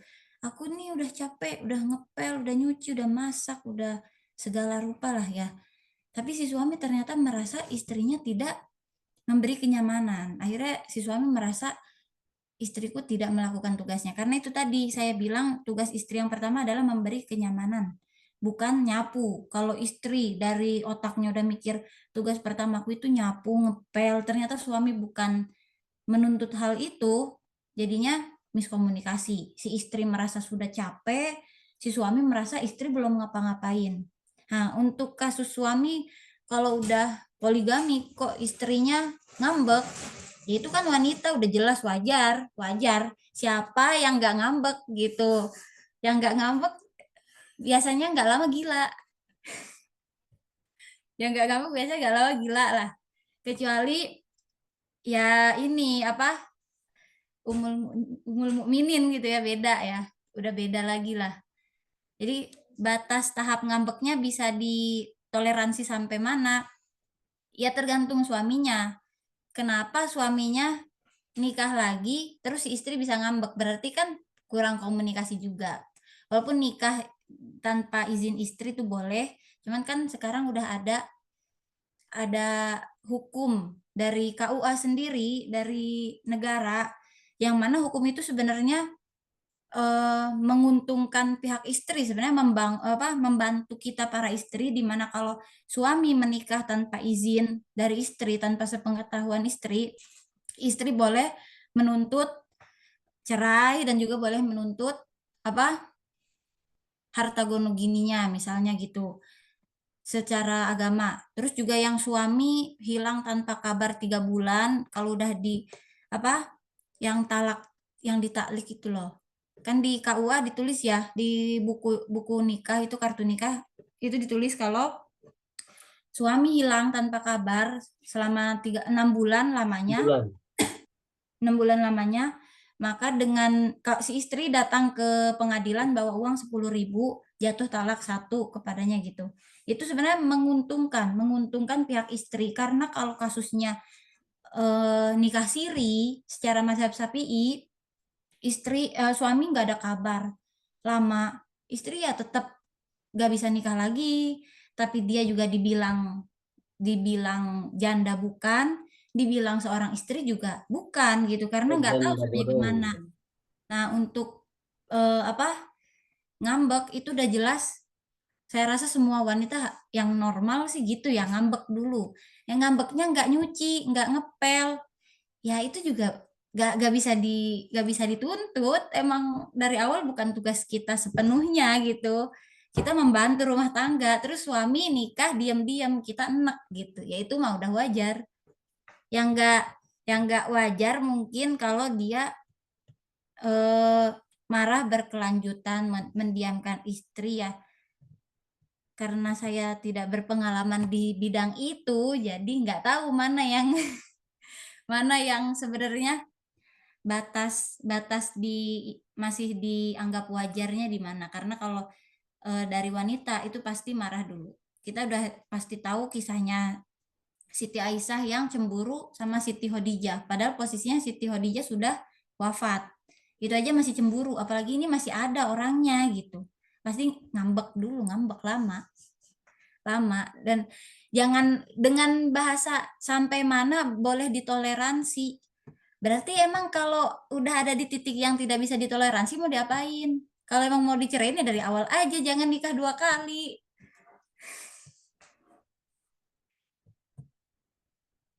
Ya, ada pertanyaan Ya, selanjutnya? terima kasih. Oke. Bagaimana kalau suami memberikan ART dan menganjurkan istri fokus ke anak dan berkarya? Bagaimana sebagai istri mengatur dan batasan-batasan ART secara agama? Oh, dalam Islam memang boleh seorang di dalam rumah tangga itu ada pembantu, ada ART itu boleh, nggak dilarang. Itu suami menganjurkan istri untuk fokus berkarya. Berkarya apa nih? Ya gak apa-apa, bagus didukung hobinya supaya istri juga, karena kalau suami mendukung hobinya istri, mendukung kesenangan istri, pasti kan istrinya bakal lebih bahagia secara mental. Nah, kalau tadi itu bahagia itu menular. Kalau si istrinya bahagia, dirinya sendiri bahagia, dia akan lebih mudah membahagiakan pasangannya dan anak-anaknya. Terus mengatur batasan ART secara agama itu kita atur. Pertama, wajib pakai kerudung sih. Kalau dia perempuan wajib pakai kerudung. Terus dikasih ini nggak bisa nggak bisa dihukumi secara umum. Setiap rumah tangga punya aturan masing-masing. Batasannya gimana? Kalau saya misalnya, saya nggak mau dia gimana dengan ini terlalu banyak interaksi atau gimana, mungkin beda-beda. Ada yang interaksi nggak apa-apa, ada yang nggak boleh membersihkan kamar. Jadi kamar dibersihin sama istrinya, yang lain boleh, tapi kamar itu privasi. Misal ada yang kayak gitu. Ini nggak bisa dihukumi secara umum, jadi beda-beda.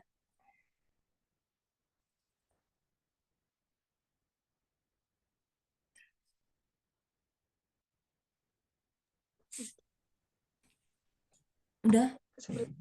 Apa ada pertanyaan lain? Pertanyaan kedua, Oke. si saya masih sambungan yang tadi ya. Si tetanggaku kan masih menikah lagi secara siri. Si istrinya ngancam mau menggugat cerai. Nah, saya ini daripada istrinya menggugat cerai yang sudah punya anak banyak, boleh nggak saya menganjurkan si suami tersebut, tetangga saya tersebut, untuk menceraikan istri mudanya sebelum punya anak? Karena kalau dibiarkan dipegang dua-duanya ini yang istri tua pasti ngamuk, pasti menggugat cerai. Itu yang saya khawatirkan, demi demi istri tua yang dia demi masa depan anak-anaknya juga, mumpung yang mudanya belum punya anak, saya boleh nggak kalau menganjurkan cerai gitu? Terima kasih. Oke. Kalau ini sebenarnya sekarang kasus di Indonesia nih kebanyakan poligami itu nggak sesuai sunnah. Jadi orang hanya bilang poligami itu sunnah, tapi dia nggak ini ya, nggak berpikir secara lebih terbuka atau lebih matang-matang dipikirin gitu. Nggak diobrolin baik-baik dengan istri pertama. Dia cuma bilang poligami itu sunnah. Padahal hukum nikah aja nggak sunnah. Hukum nikah pun berbeda-beda tiap orang. Bisa jadi haram, bisa jadi wajib, bisa jadi sunnah. Begitu poligami. Poligami bisa jadi haram. Jadi pernah Imam Abdullah bin Alwi Al-Haddad, Sohibul Rotib, beliau tuh ditanya oleh laki-laki, si laki-laki ini nanya ke Imam Abdullah Al-Haddad, Habib misalnya, Habib, boleh seorang laki-laki itu dikasih batasan sama Allah nikah berapa kali? 4 kali kata Habibnya. Terus si laki-laki ini teriak ngumumin ke perempuan-perempuan yang lagi ngumpul tuh, misal lagi kajian ya. dengerin nih para wanita, kita tuh dibolehin nikah 4 kali loh gitu. Habis gitu Habib Abdullah bilang, buat kamu poligami hukumnya haram. Jadi karena nggak semua laki-laki boleh dan boleh melakukan poligami. Juga ayat apa Bi? Fankihu Rumah atau balakum minan ya nisa'i masna. ya yang itu masna wa sulasa wa ruba itu sebenarnya bukan anjuran, diwajibkan. Kayak laki-laki biasanya memaknai ayat ini, Allah itu nyuruh kita menikahi 2, 3, atau 4 perempuan, bukan nyuruh 1 katanya gitu. Tapi nyuruh 2, 3, atau 4. Padahal ayat ini turun itu bukan anjuran, tapi batasan. Karena zaman dulu itu sebelum zaman Rasulullah ya, waktu Al-Qur'an belum turun, kita tahu bangsa Arab itu menikahi banyak wanita, lebih dari 10, nggak terbatas. Dulu tuh semua satu laki-laki bisa nikah sama puluhan perempuan, bahkan ratusan, dan itu nggak dibatasi. Nah, datangnya Islam itu memberi batasan. Jadi ayat nikahilah 2, 3, atau 4 perempuan itu bukan anjuran, tapi batasan. Kamu hanya boleh menikahi 2, 3, atau 4 perempuan, nggak boleh lebih. Nah, kalau kamu takut berlaku tidak adil, maka nikahi 1. Nah, itu kan namanya rukhsah. Terus Allah kan bilang, barang siapa yang melaksanakan rukhsahnya, aku mencintai hambaku yang melaksanakan rukhsahnya. Ya udah 1 aja, kalau pengen dicintai Allah ribet amat sih. Jangan banyak-banyak gitu. Aku nikah banyak karena apa? Karena ini sunnah. Tapi padahal kalau pengen cintanya Allah ya udah 1 aja dulu. Aku punya istri 1 karena apa? Menjalankan rukhsah dari Allah. Allah bilang Allah mencintai hambanya yang melaksanakan rukhsahnya. Gitu. Nah, boleh nggak nganjurin cerai? Sebenarnya kita nggak tahu juga ya kalau masalah boleh enggaknya, tapi ini laki-lakinya kelihatannya kurang bijaksana juga sebagai suami. Dia kurang pertimbangan untuk mengambil langkah. Nah, sekarang boleh nggak cerai dengan istri kedua? Ya terserah dia juga. Dia kalau nikah ini sebenarnya buat apa? Kurang istrinya nih apa?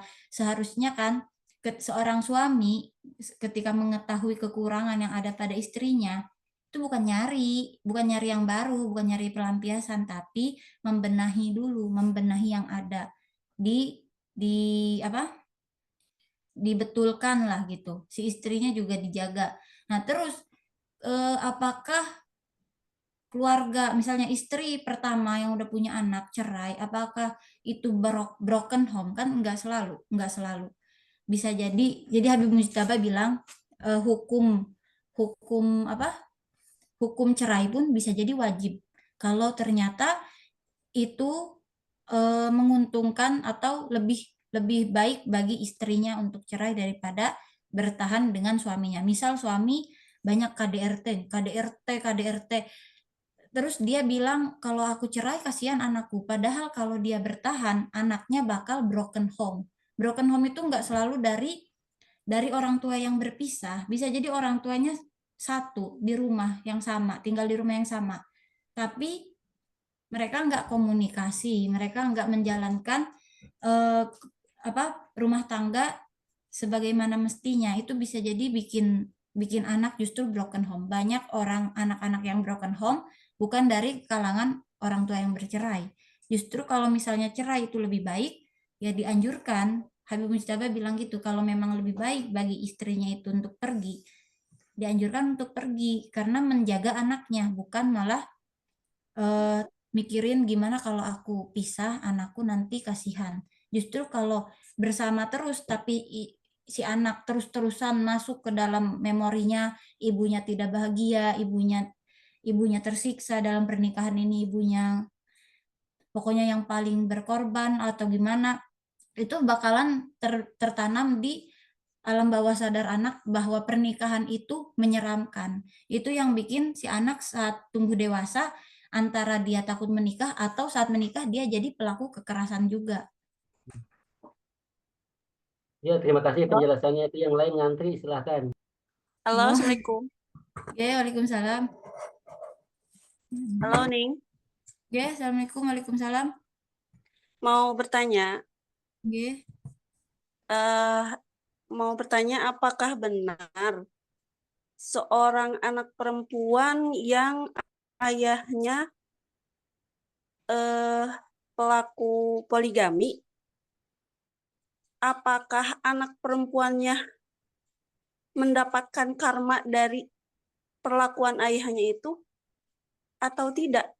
Bagaimana tanggapan tentang Ning tentang hal itu gitu? Ada yang bilang katanya karmanya seorang ayah yang suka berpoligami atau bermain wanita, karmanya akan didapatkan oleh anak perempuannya. Menurut tanggapan Ning bagaimana? Saya juga sering dengar ini ya, katanya kalau bapaknya poligami pasti anak perempuannya dipoligami. Katanya begitu, tapi balik lagi, sebenarnya poligami nggak poligami itu kan bukan masalah bapak kita atau siapapun. Tentu semuanya itu, dan sekarang kalau ada suami yang poligami, padahal ayahnya nggak poligami, berarti kan dia sebagai pemula. Jadi ada yang mengawali dan juga ada yang mengakhiri. Bisa jadi bapaknya mungkin poligami tapi anaknya memutus. Ternyata dia dapat suami yang baik, dapat suami yang setara, dapat suami yang mengerti bahwa enggak kok poligami itu hukumnya sunnah gitu, enggak selalu hukumnya sunnah. Terus atau kita sebagai istri akhirnya tahu nih, oh bapakku, misal kita meraba-raba, bapakku poligami nih karena apa ya? Kan memang ada laki-laki yang wajib poligami, misalnya dia memang yang nggak cukup dengan satu wanita, dikhawatirkan kalau satu nih kurang, maka dia pasti berzina, maka wajib dia poligami. Nah, ternyata dia dapat suami yang nggak kayak gitu. Ya dia bisa berharap atau berdoa ikhtiar supaya suaminya nggak seperti bapaknya juga. Kita tahu lah, kita kan nikah nih, kita bisa ngelihat suami kita kayak gimana. Misal, oh ternyata suamiku cukup kok dengan satu wanita. Terus habis gitu bisa juga dengan hal-hal lain. Jadi nggak selalu, ada juga yang nikah hanya pengen nikah aja. Kita kasih obrolan, kasih pengetahuan bahwa poligami itu menurut kamu apa sih? Terus hukumnya poligami bagi laki-laki itu gimana? Diajak diskusi terus suaminya, diajak nanya terus pandangan dia tentang poligami itu seperti apa. Tapi jangan di apa? Interogasi. Kamu mau nikah lagi nggak? Wah, kalau kayak gitu masuk ke otak yang tadinya si cowok nggak ada pikiran buat nikah lagi, tapi kita interogasi terus, akhirnya dia mikir apa iya ya, coba aja kali nikah lagi gitu. Jadi masalah itu karma nggak selalu harus seperti itu. Banyak juga kan kisah-kisah orang yang ayahnya poligami, anaknya memang dipoligami. Ada juga yang enggak. Juga saya biasanya memperhatikan orang-orang yang istrinya lebih dari satu. Oh, apakah dari ayahnya kayak gitu? Juga enggak, ada yang iya, ada yang enggak. Terus juga saya ngelihat sebagai suami, kira-kira dia poligami dengan alasan apa. Jadi kita harus raba nih, kira-kira oh mungkin bapakku dulu poligami karena ini ya. Oh ternyata sebagai istri ibuku kurang menjadi support system misalnya bagi ayahku, berarti aku sebagai istri nggak boleh melakukan itu kepada suamiku. Terus kita tanya, setiap suami pun beda, ayah kita beda dengan suami kita, nggak bisa disamain. Kita bisa nanya ke suami kita sendiri baik-baik, kamu tuh butuh sosok istri yang seperti apa, bagi kamu istri itu tugasnya apa gitu. Itu kan yang tadi saya gambarin cuman contoh bahwa istri harus memberi kenyamanan. Gimana kalau kita sebagai istri sudah memberi kenyamanan tapi suami tetap poligami?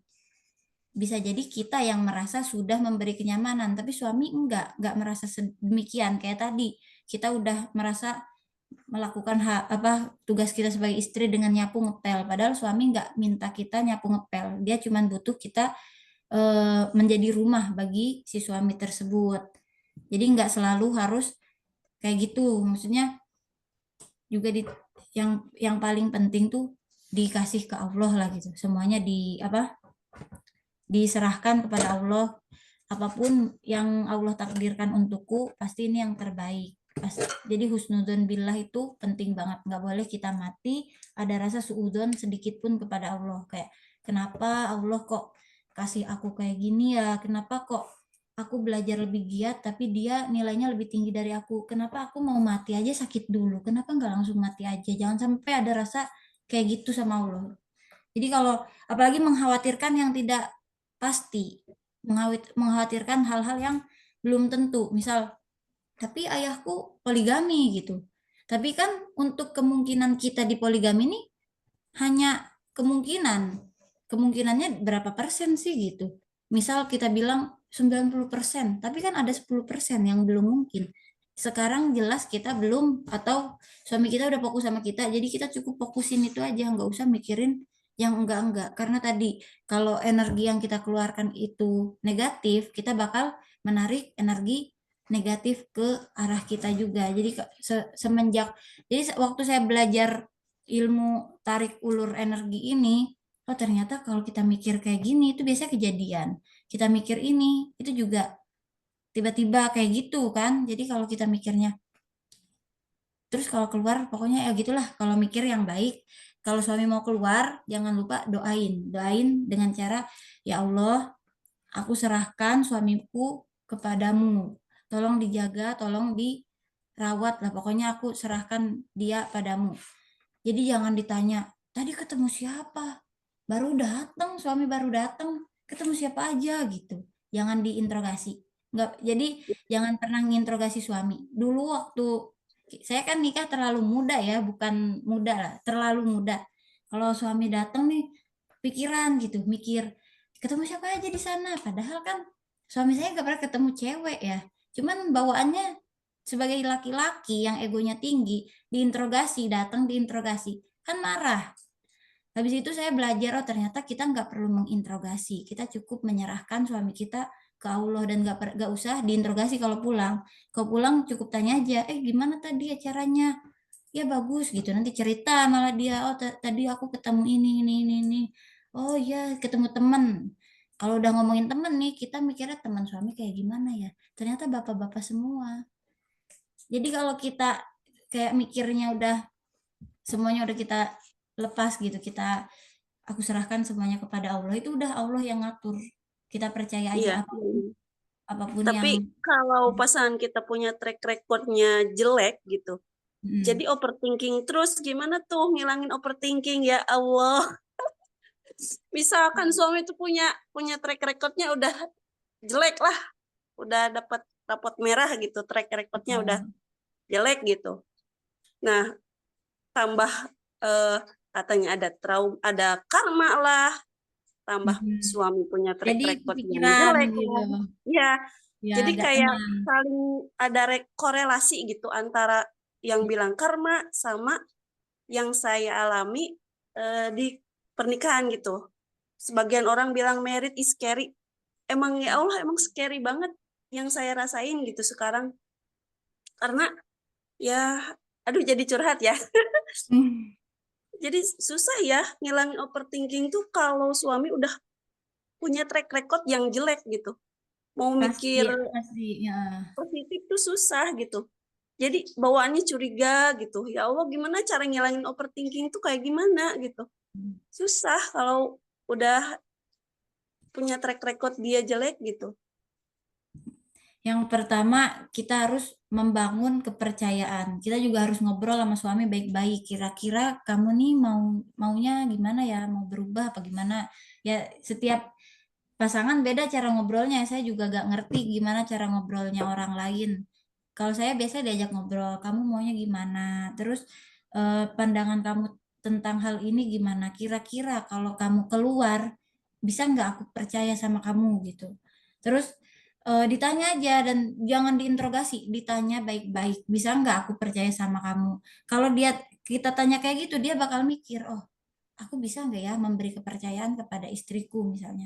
Akhirnya tertanam dalam benaknya mungkin bahwa aku punya tanggung jawab, istriku lagi menanti kepercayaanku misalnya, menunggu atau gimana lah. Jadi kita tanya, bisa nggak kalau aku percaya sama kamu? Terus kalau ternyata kejadian, gimana nih baiknya menurut kamu? Misalnya kayak gitu, menurut antum ya gitu. Terus kalau punya track record jelek gimana nih? Ya itu tadi, Pokoknya yang pertama, jadi saya suka ikut kelas-kelas, entah kelas psikologi, entah kelas mental health, mental apa. Dan sekarang saya ikut kuliah di psikologi juga, ambil psikologi. Ternyata memang semua yang terjadi di dunia ini awalnya dari pikiran kita. Pernah ada kisah yang seseorang ini petugas di kerja di sosis atau di apa, pokoknya dia masuk ke freezer, yang freezer serumah besar itu loh, freezer kulkas yang besar, dia masuk ke sana, terus dia nggak tenang karena dia kekunci di dalam kulkas itu, di dalam kulkas besar, dia nggak tenang, dia merasa dia udah kedinginan, nggak kuat, makin lama dia makin stres, pikirannya makin, dia bilang aku kedinginan, aku udah gak kuat, dia nulis pesan-pesan terakhir, tolong bantu aku udah gak kuat, ini makin dingin, sampai akhirnya besok pagi ditemuin meninggal. Dia meninggal karena dia bilang dia kedinginan, dia gak kuat menahan dingin ini. Pas dicek posisinya itu kulkasnya mati. Jadi dia terkunci di dalam freezer, mati. Yang bikin dia mati itu karena pikirannya. Yang membunuh dia adalah pikirannya. Dia bilang aku mati kedinginan. Padahal kulkasnya itu mati posisinya, freezernya mati. Tapi dia mati dia meninggal karena pikiran yang membunuhnya. Juga ada kisah orang tua yang terjebak di salju, terus dia kedinginan, dia bertahan dengan dinginnya salju, dia bertahan, habis gitu lewat orang, oh kamu kedinginan ya, nanti aku bawain jaket buat kamu. Terus si anak ini pergi mau bawain jaket buat si kakek ini yang kedinginan di gurun salju. Setelah itu si anaknya lupa. Terus kakeknya juga nulis pesan di kertas, sebelum kamu datang, aku merasa baik-baik saja, aku kuat menahan dingin yang aku rasakan. Tapi saat kamu memberiku harapan, kamu bakal datang membawakan sweater atau apalah itu ya, jaket. Jadi dia berharap itu akan datang. Jadi dia yang tadinya mindsetnya aku kuat, dia jadi bilang, oh habis ini bakal datang pertolongan untukku. Jadi dia menggantungkan kekuatannya ke sesuatu yang lain, yang membuat dia mati, akhirnya mati paginya. Paginya dia ditemukan mati, anaknya lupa balik gitu kan. Jadi itu pertama kita merubah pikiran kita, overthinkingnya itu harus dihilangin. Pasti berat, energinya yang kita keluarin tuh berat buat menghilangkan overthinking, apalagi perempuan. Terus habis itu kita tanya suami kita, ada keinginan atau niat nggak buat berubah gitu. Bisa nggak kalau aku gantungkan kepercayaanku ini sama kamu. Itu cuman buat obrolan aja, tapi yang utama adalah kita dekati penciptanya. Kita minta ke Allah buat dijaga, supaya Allah menjaga suami kita. Kita minta yang benar-benar, yang sungguh-sungguh dengan adab dan perkataan yang baik lah. Pokoknya kita minta, dan apapun yang terjadi ke depannya berarti itu sudah yang terbaik dari Allah, dan pasti ada hikmahnya. Ada hikmahnya. Jadi segala sesuatu yang terjadi dalam hidup ini adalah hikmah, bukan kebetulan, bukan karma, bukan apa. Sebenarnya itu udah hikmah aja. Hikmah dari Allah. Kalau kita bilang yang terjadi ini hikmah, pasti kita bisa memetik pelajaran dari setiap hal yang terjadi, baik atau buruknya, apapun itu gitu. Pasti ada hikmahnya. Ya, baik. Terima kasih, Ning. Kalau batasan seorang istri menggugat suami itu apa saja sih? Oh, kalau Misalkan itu hukumnya baca di Google aja, tanya KUA. Karena kalau Syafi'i sebenarnya berat, kita sebagai istri menggugat cerai suami itu sebenarnya tidak mudah kalau ikut mazhab Syafi'i. Tapi untuk ikut negara, kita kan nikah sudah daftar di KUA, itu ada hak-hak istri yang kalau suami tidak memenuhi, kita bisa menggugat. Kalau dalam madhab Syafi'i, pulsa internet, skincare dan lipstick lainnya itu sebenarnya nggak masuk nafkah suami. Nggak wajib suami membelikan wifi, pulsa misalnya, baju baru untuk kondangan itu nggak wajib. Suami hanya wajib memberi nafkah kepada istri. Yang dimaksud ini kan satu baju di musim dingin, satu baju di musim panas. Pokoknya kalau musim dingin dia punya baju dingin satu, di musim panas dia punya daster misalnya satu. Terus dia bisa makan hari itu walaupun satu kali itu kalau dalam Islam sudah suami nggak bisa digugat karena dia sudah memenuhi nafkahnya gitu. Tapi kalau saya lihat-lihat di akun-akun ini pengacara-pengacara, lawyer-lawyer, ternyata kalau suami tidak mau memberikan skincare itu bisa dituntut. Ternyata kayak gitu. Saya juga baru tahu, oh ternyata hukum di Indonesia kita sebagai istri bisa menuntut suami kalau dia menolak memberikan skincare. Cuman ya mikir aja sih, kita ke lawyer gara-gara suami nggak mau beliin skincare. Kenapa gitu? Iya, uangnya habis buat bayar lawyer gitu. Skincare nggak seberapa, lawyernya kayak kenapa aku menggugat gara-gara itu doang. Jadi kalau hukum beda, maksudnya batasan itu apa ketika suami KDRT ataukah ketika suami bagaimana sih? Itu kalau istri boleh menggugat itu gitu. Kalau kata Habib Segaf ini, guru saya Habib Segaf bilang, kayak baiti janati, kenapa kok menggunakan domir mutakalim ya, bukan baituna, kenapa kok rumahku surgaku, kenapa bukan rumah kita surga kita, padahal kan ini suami istri, karena sebenarnya sejatinya istri itu beban bagi suami, suami juga beban bagi istri, kita tuh sama-sama beban. Tapi kalau orientasi kita adalah mencari ridhonya Allah, maka pernikahan itu jadi kita cukup sebagai istri nggak perlu menuntut apa-apa. Kita sebagai istri cukup fokus kepada tugas-tugas kita. Aku sebagai istri mau melakukan ini, melakukan tugas-tugasku, ini yang diminta suamiku untuk aku kerjakan. Jadi aku cukup sibuk dengan diri sendiri, memenuhi hak suami. Sedangkan hak kita minta sama Allah, jangan minta sama suami, jangan nuntut suami untuk memenuhi hak kita. Karena suami itu siapa sih, katanya Habib Segaf, laki-laki itu orang yang egonya paling tinggi. Karena apa namanya? Bentar. Ya udah sih Jeb, apa namanya? Kalau orientasi kehidupan berumah tangga kita itu Allah, ridhonya Allah, mencari ridhonya Allah, kita tuh nggak bingung sama perilaku suami, mau suami nyebelin, mau suami ngapain, kita tetap melakukan hak-hak kita, hak-hak suami kita, melaksanakan hak-hak suami kita, dan kita mengharap hak kita dipenuhi oleh Allah gitu. Jadi nggak usah saling menuntut. Jadi di dalam rumah tangga jangan sampai merasa paling-paling, kayak aku yang paling berjuang, aku yang paling ini, aku yang paling lelah. Jadi kita harus saling mendukung, saling berjuang, saling membahagiakan, bukan menuntut minta dibahagiakan. Baik, terima kasih. Silahkan yang lain. Oke, ini 5 menit lagi waktunya ya. Itu Bu Nur belum ditanggapi, Bu Nur. Chat Bu Nur. Oke, yang mana ini? Kita tutup dengan 2 Ya, pertanyaan. waktunya 5 menit lagi. Saya belum nanya.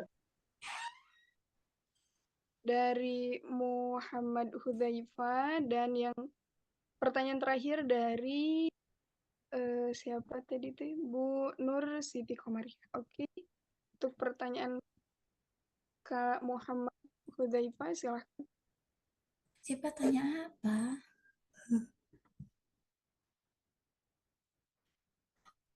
Oke, saya bertanya ya. Ya. Bapak senyum-senyum. Assalamualaikum warahmatullahi wabarakatuh. Waalaikumsalam warahmatullahi wabarakatuh. Saya ingin menanyakan 2 hal. Pertanyaan dari orang yang nanya kepada saya. Kedengaran suaranya? Jelas? Ya, kurang jelas. Oh, kurang jelas. So, sinyalnya Enggak. VPN jelekin. Jadi waktu Ya, ketika saya bikin story di Instagram soal pernikahan, salah satunya saya bilang jika menikah diawali dengan jalan yang salah atau maksiat atau seperti pacaran, maka tidak akan mendapatkan keberkahan. Lalu ada yang mengomen, bertanya sekaligus mengomen. Saya sudah menikah dan saya menjalani menikah dengan awalnya dengan pacaran. Apakah nikah saya gak sah? Apakah nikah saya gak dapat keberkahan selamanya? Apakah pernikahan saya dosa dan sebagainya? Begitu, makanya seperti itu. Dan jika tidak pacaran, zaman sekarang kan pacaran udah kayak lumrah, kayak biasa aja gitu. Jika tidak pacaran, kita tidak akan mengetahui sifat dan sifat pasangan kita. Itu yang pertama. ya. Yang Jadi kedua, kalau belum Kak, Mbak, jangan ini belum banyak-banyak nih. nanti lagi, weh. Cuman 2 aja. Ini sebelum maghrib ini, bentar lagi Ini 5 maghrib. menit lagi, Jeb. Ya udah 1 aja. Bentar lagi maghrib ini. Ya, jadi untuk masalah kalau yang melumrahkan pacaran itu siapa? Itu kan masyarakat, sementara hukum Allah. Itu kalau Allah udah bilang haram, walaupun sedunia bilang boleh, tetap haram, gak boleh, gak bisa. Kalau udah kalau Allah bilang jangan dekati zina. Terus kita bilang kalau nggak pacaran, gimana cara nikahnya? Misalnya gitu. Gimana nanti kita saling mengenalnya?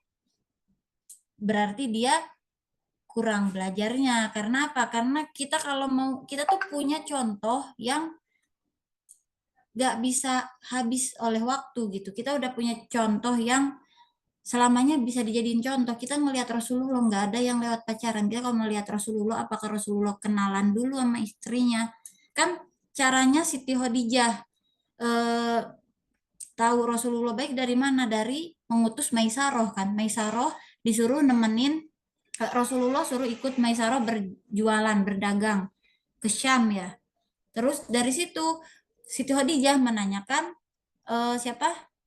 Maisaroh ini laki-laki. Maisaroh ditanya, gimana Rasulullah nih ahlaknya? Apa gimana Muhammad ini? Itu belum jadi Rasul ya. Ahlaknya Nabi Muhammad kayak gimana? Jadi itu kita bisa tahu dari keluarga, kita bisa tahu dari tetangga-tetangga, dari orang-orang, kita bisa nanya semua orang yang dekat, yang bisa dipercaya. Ahlaknya itu kayak gimana? Bukan dari pacaran. Pacaran kita bisa bohong, tapi kita kalau nanya ke keluarga, kita nanya ke tetangga deh, kalau keluarga bisa menutupi. Kita nanya ke tetangga sebagai orang yang bukan ngasih tahu kalau kita mau serius. Kita cuma bilang, kenal si Fulan, gimana dia? Itu kan kita bisa tanya kayak gitu. Terus kita juga bisa ada yang namanya ta'aruf. Ta'aruf itu dipakai harus benar-benar, jangan bukan. Jadi ta'aruf orang-orang zaman sekarang nih, ta'aruf judulnya doang ta'aruf, tapi isinya nggak ta'aruf. Padahal ta'aruf itu supaya kita kenal. Kita bisa nadro ngelihat wajahnya. Terus habis itu kita bisa menanyakan poin-poin yang penting dalam rumah tangga. Makanya itu tadi kita harus belajar ilmu pranikah itu supaya bisa meminimalisir dan kita bisa bertukar pikiran dengan calon yang bakal kita nikahin misalnya. Kita bisa nanya dulu kira-kira sejalan gak nih dari pertanyaan-pertanyaan penting ini. Apa aja pertanyaan pentingnya? Ya, mungkin belum bisa dimengerti oleh penanya ya, karena penanya ini masih terlalu muda ya, adik saya ini. Terus habis itu untuk masalah tadi, kalau kita nikah diawali pacaran gimana? Apakah pernikahannya sah? Sah, tetap sah. Cuman dosa yang dulu. Nah, itu harus istighfar ya, harus ditobati, tobat yang sungguh-sungguh. Nah, kalau ini jangan takut, nggak malah jangan kita takut sama Allah, justru kita harus berharap kepada Allah dengan pengharapan bahwa Allah itu Maha Pengampun dan Pemaaf. Ya, itu sudah itu aja kali ya. Oke. Baik, Ya, Kak, terima ini kasih Mbak. ada satu dari sebagai pertanyaan penutup dari Bu Nur Siti Komaria.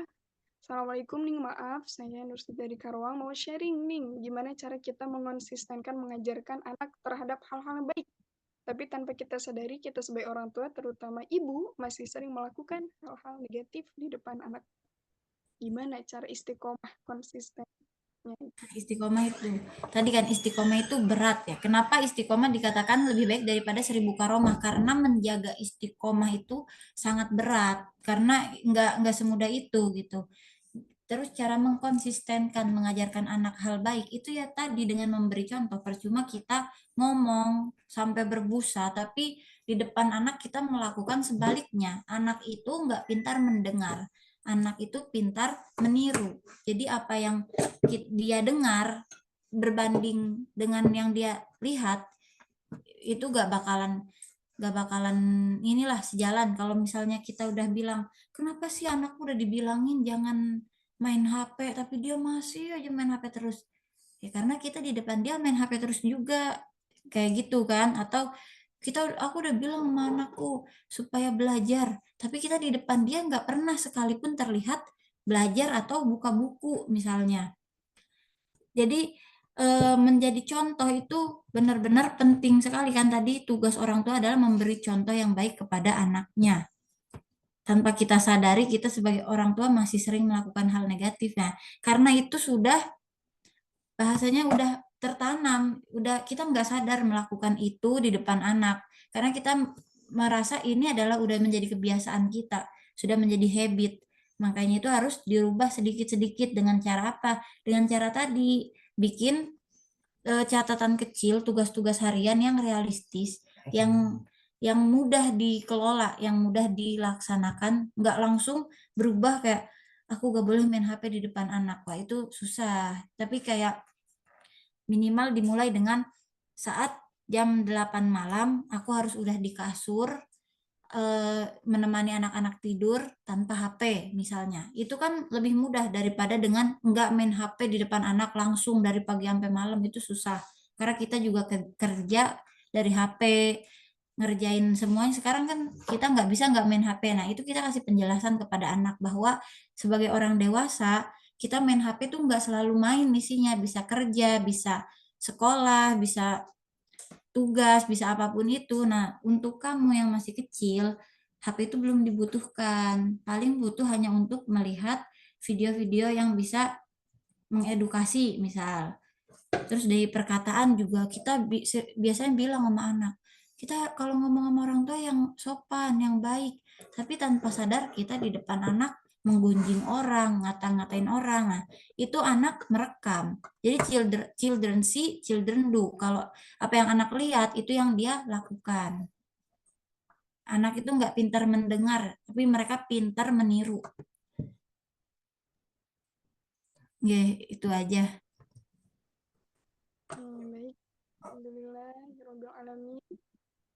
Ini sepertinya masih masih asyik dalam sharing keilmuan, tapi qadarullah kita dibatasi oleh waktu. Insya Allah disambung di lain waktu, insya Allah ya. Alhamdulillah Rabbil alamin. Alhamdulillah alamin. Ana ucapkan terima kasih kepada narasumber yang telah berkenan memberikan materi ya. Mudah-mudahan menjadi amal jariah, dan Ana ucapkan terima kasih juga kepada para audiens yang telah menyempatkan hadir. Mudah-mudahan Allah terima niat baik kita dalam menuntut ilmu. Amin Allahumma amin. Tak lupa kepada Bina Dares, Ana ucapkan terima kasih juga karena telah menjadi wadah gitu ya, tempat untuk kita mendapatkan ilmu yang insya Allah baik. Ana Alfiani sebagai moderator, mari kita tutup dan bacaan kafaratul bersama-sama. Subhanakallahumma bihamdika asyhadu an la ilaha illa anta astaghfiruka wa atubu ilaik. Syukran wa afu minkum. Wassalamualaikum warahmatullahi wabarakatuh. Waalaikumsalam warahmatullahi wabarakatuh. Saya juga mohon maafnya ya kalau banyak kurangnya. Begini. Assalamualaikum. Waalaikumsalam. Terima kasih banyak. Ya, waalaikumsalam.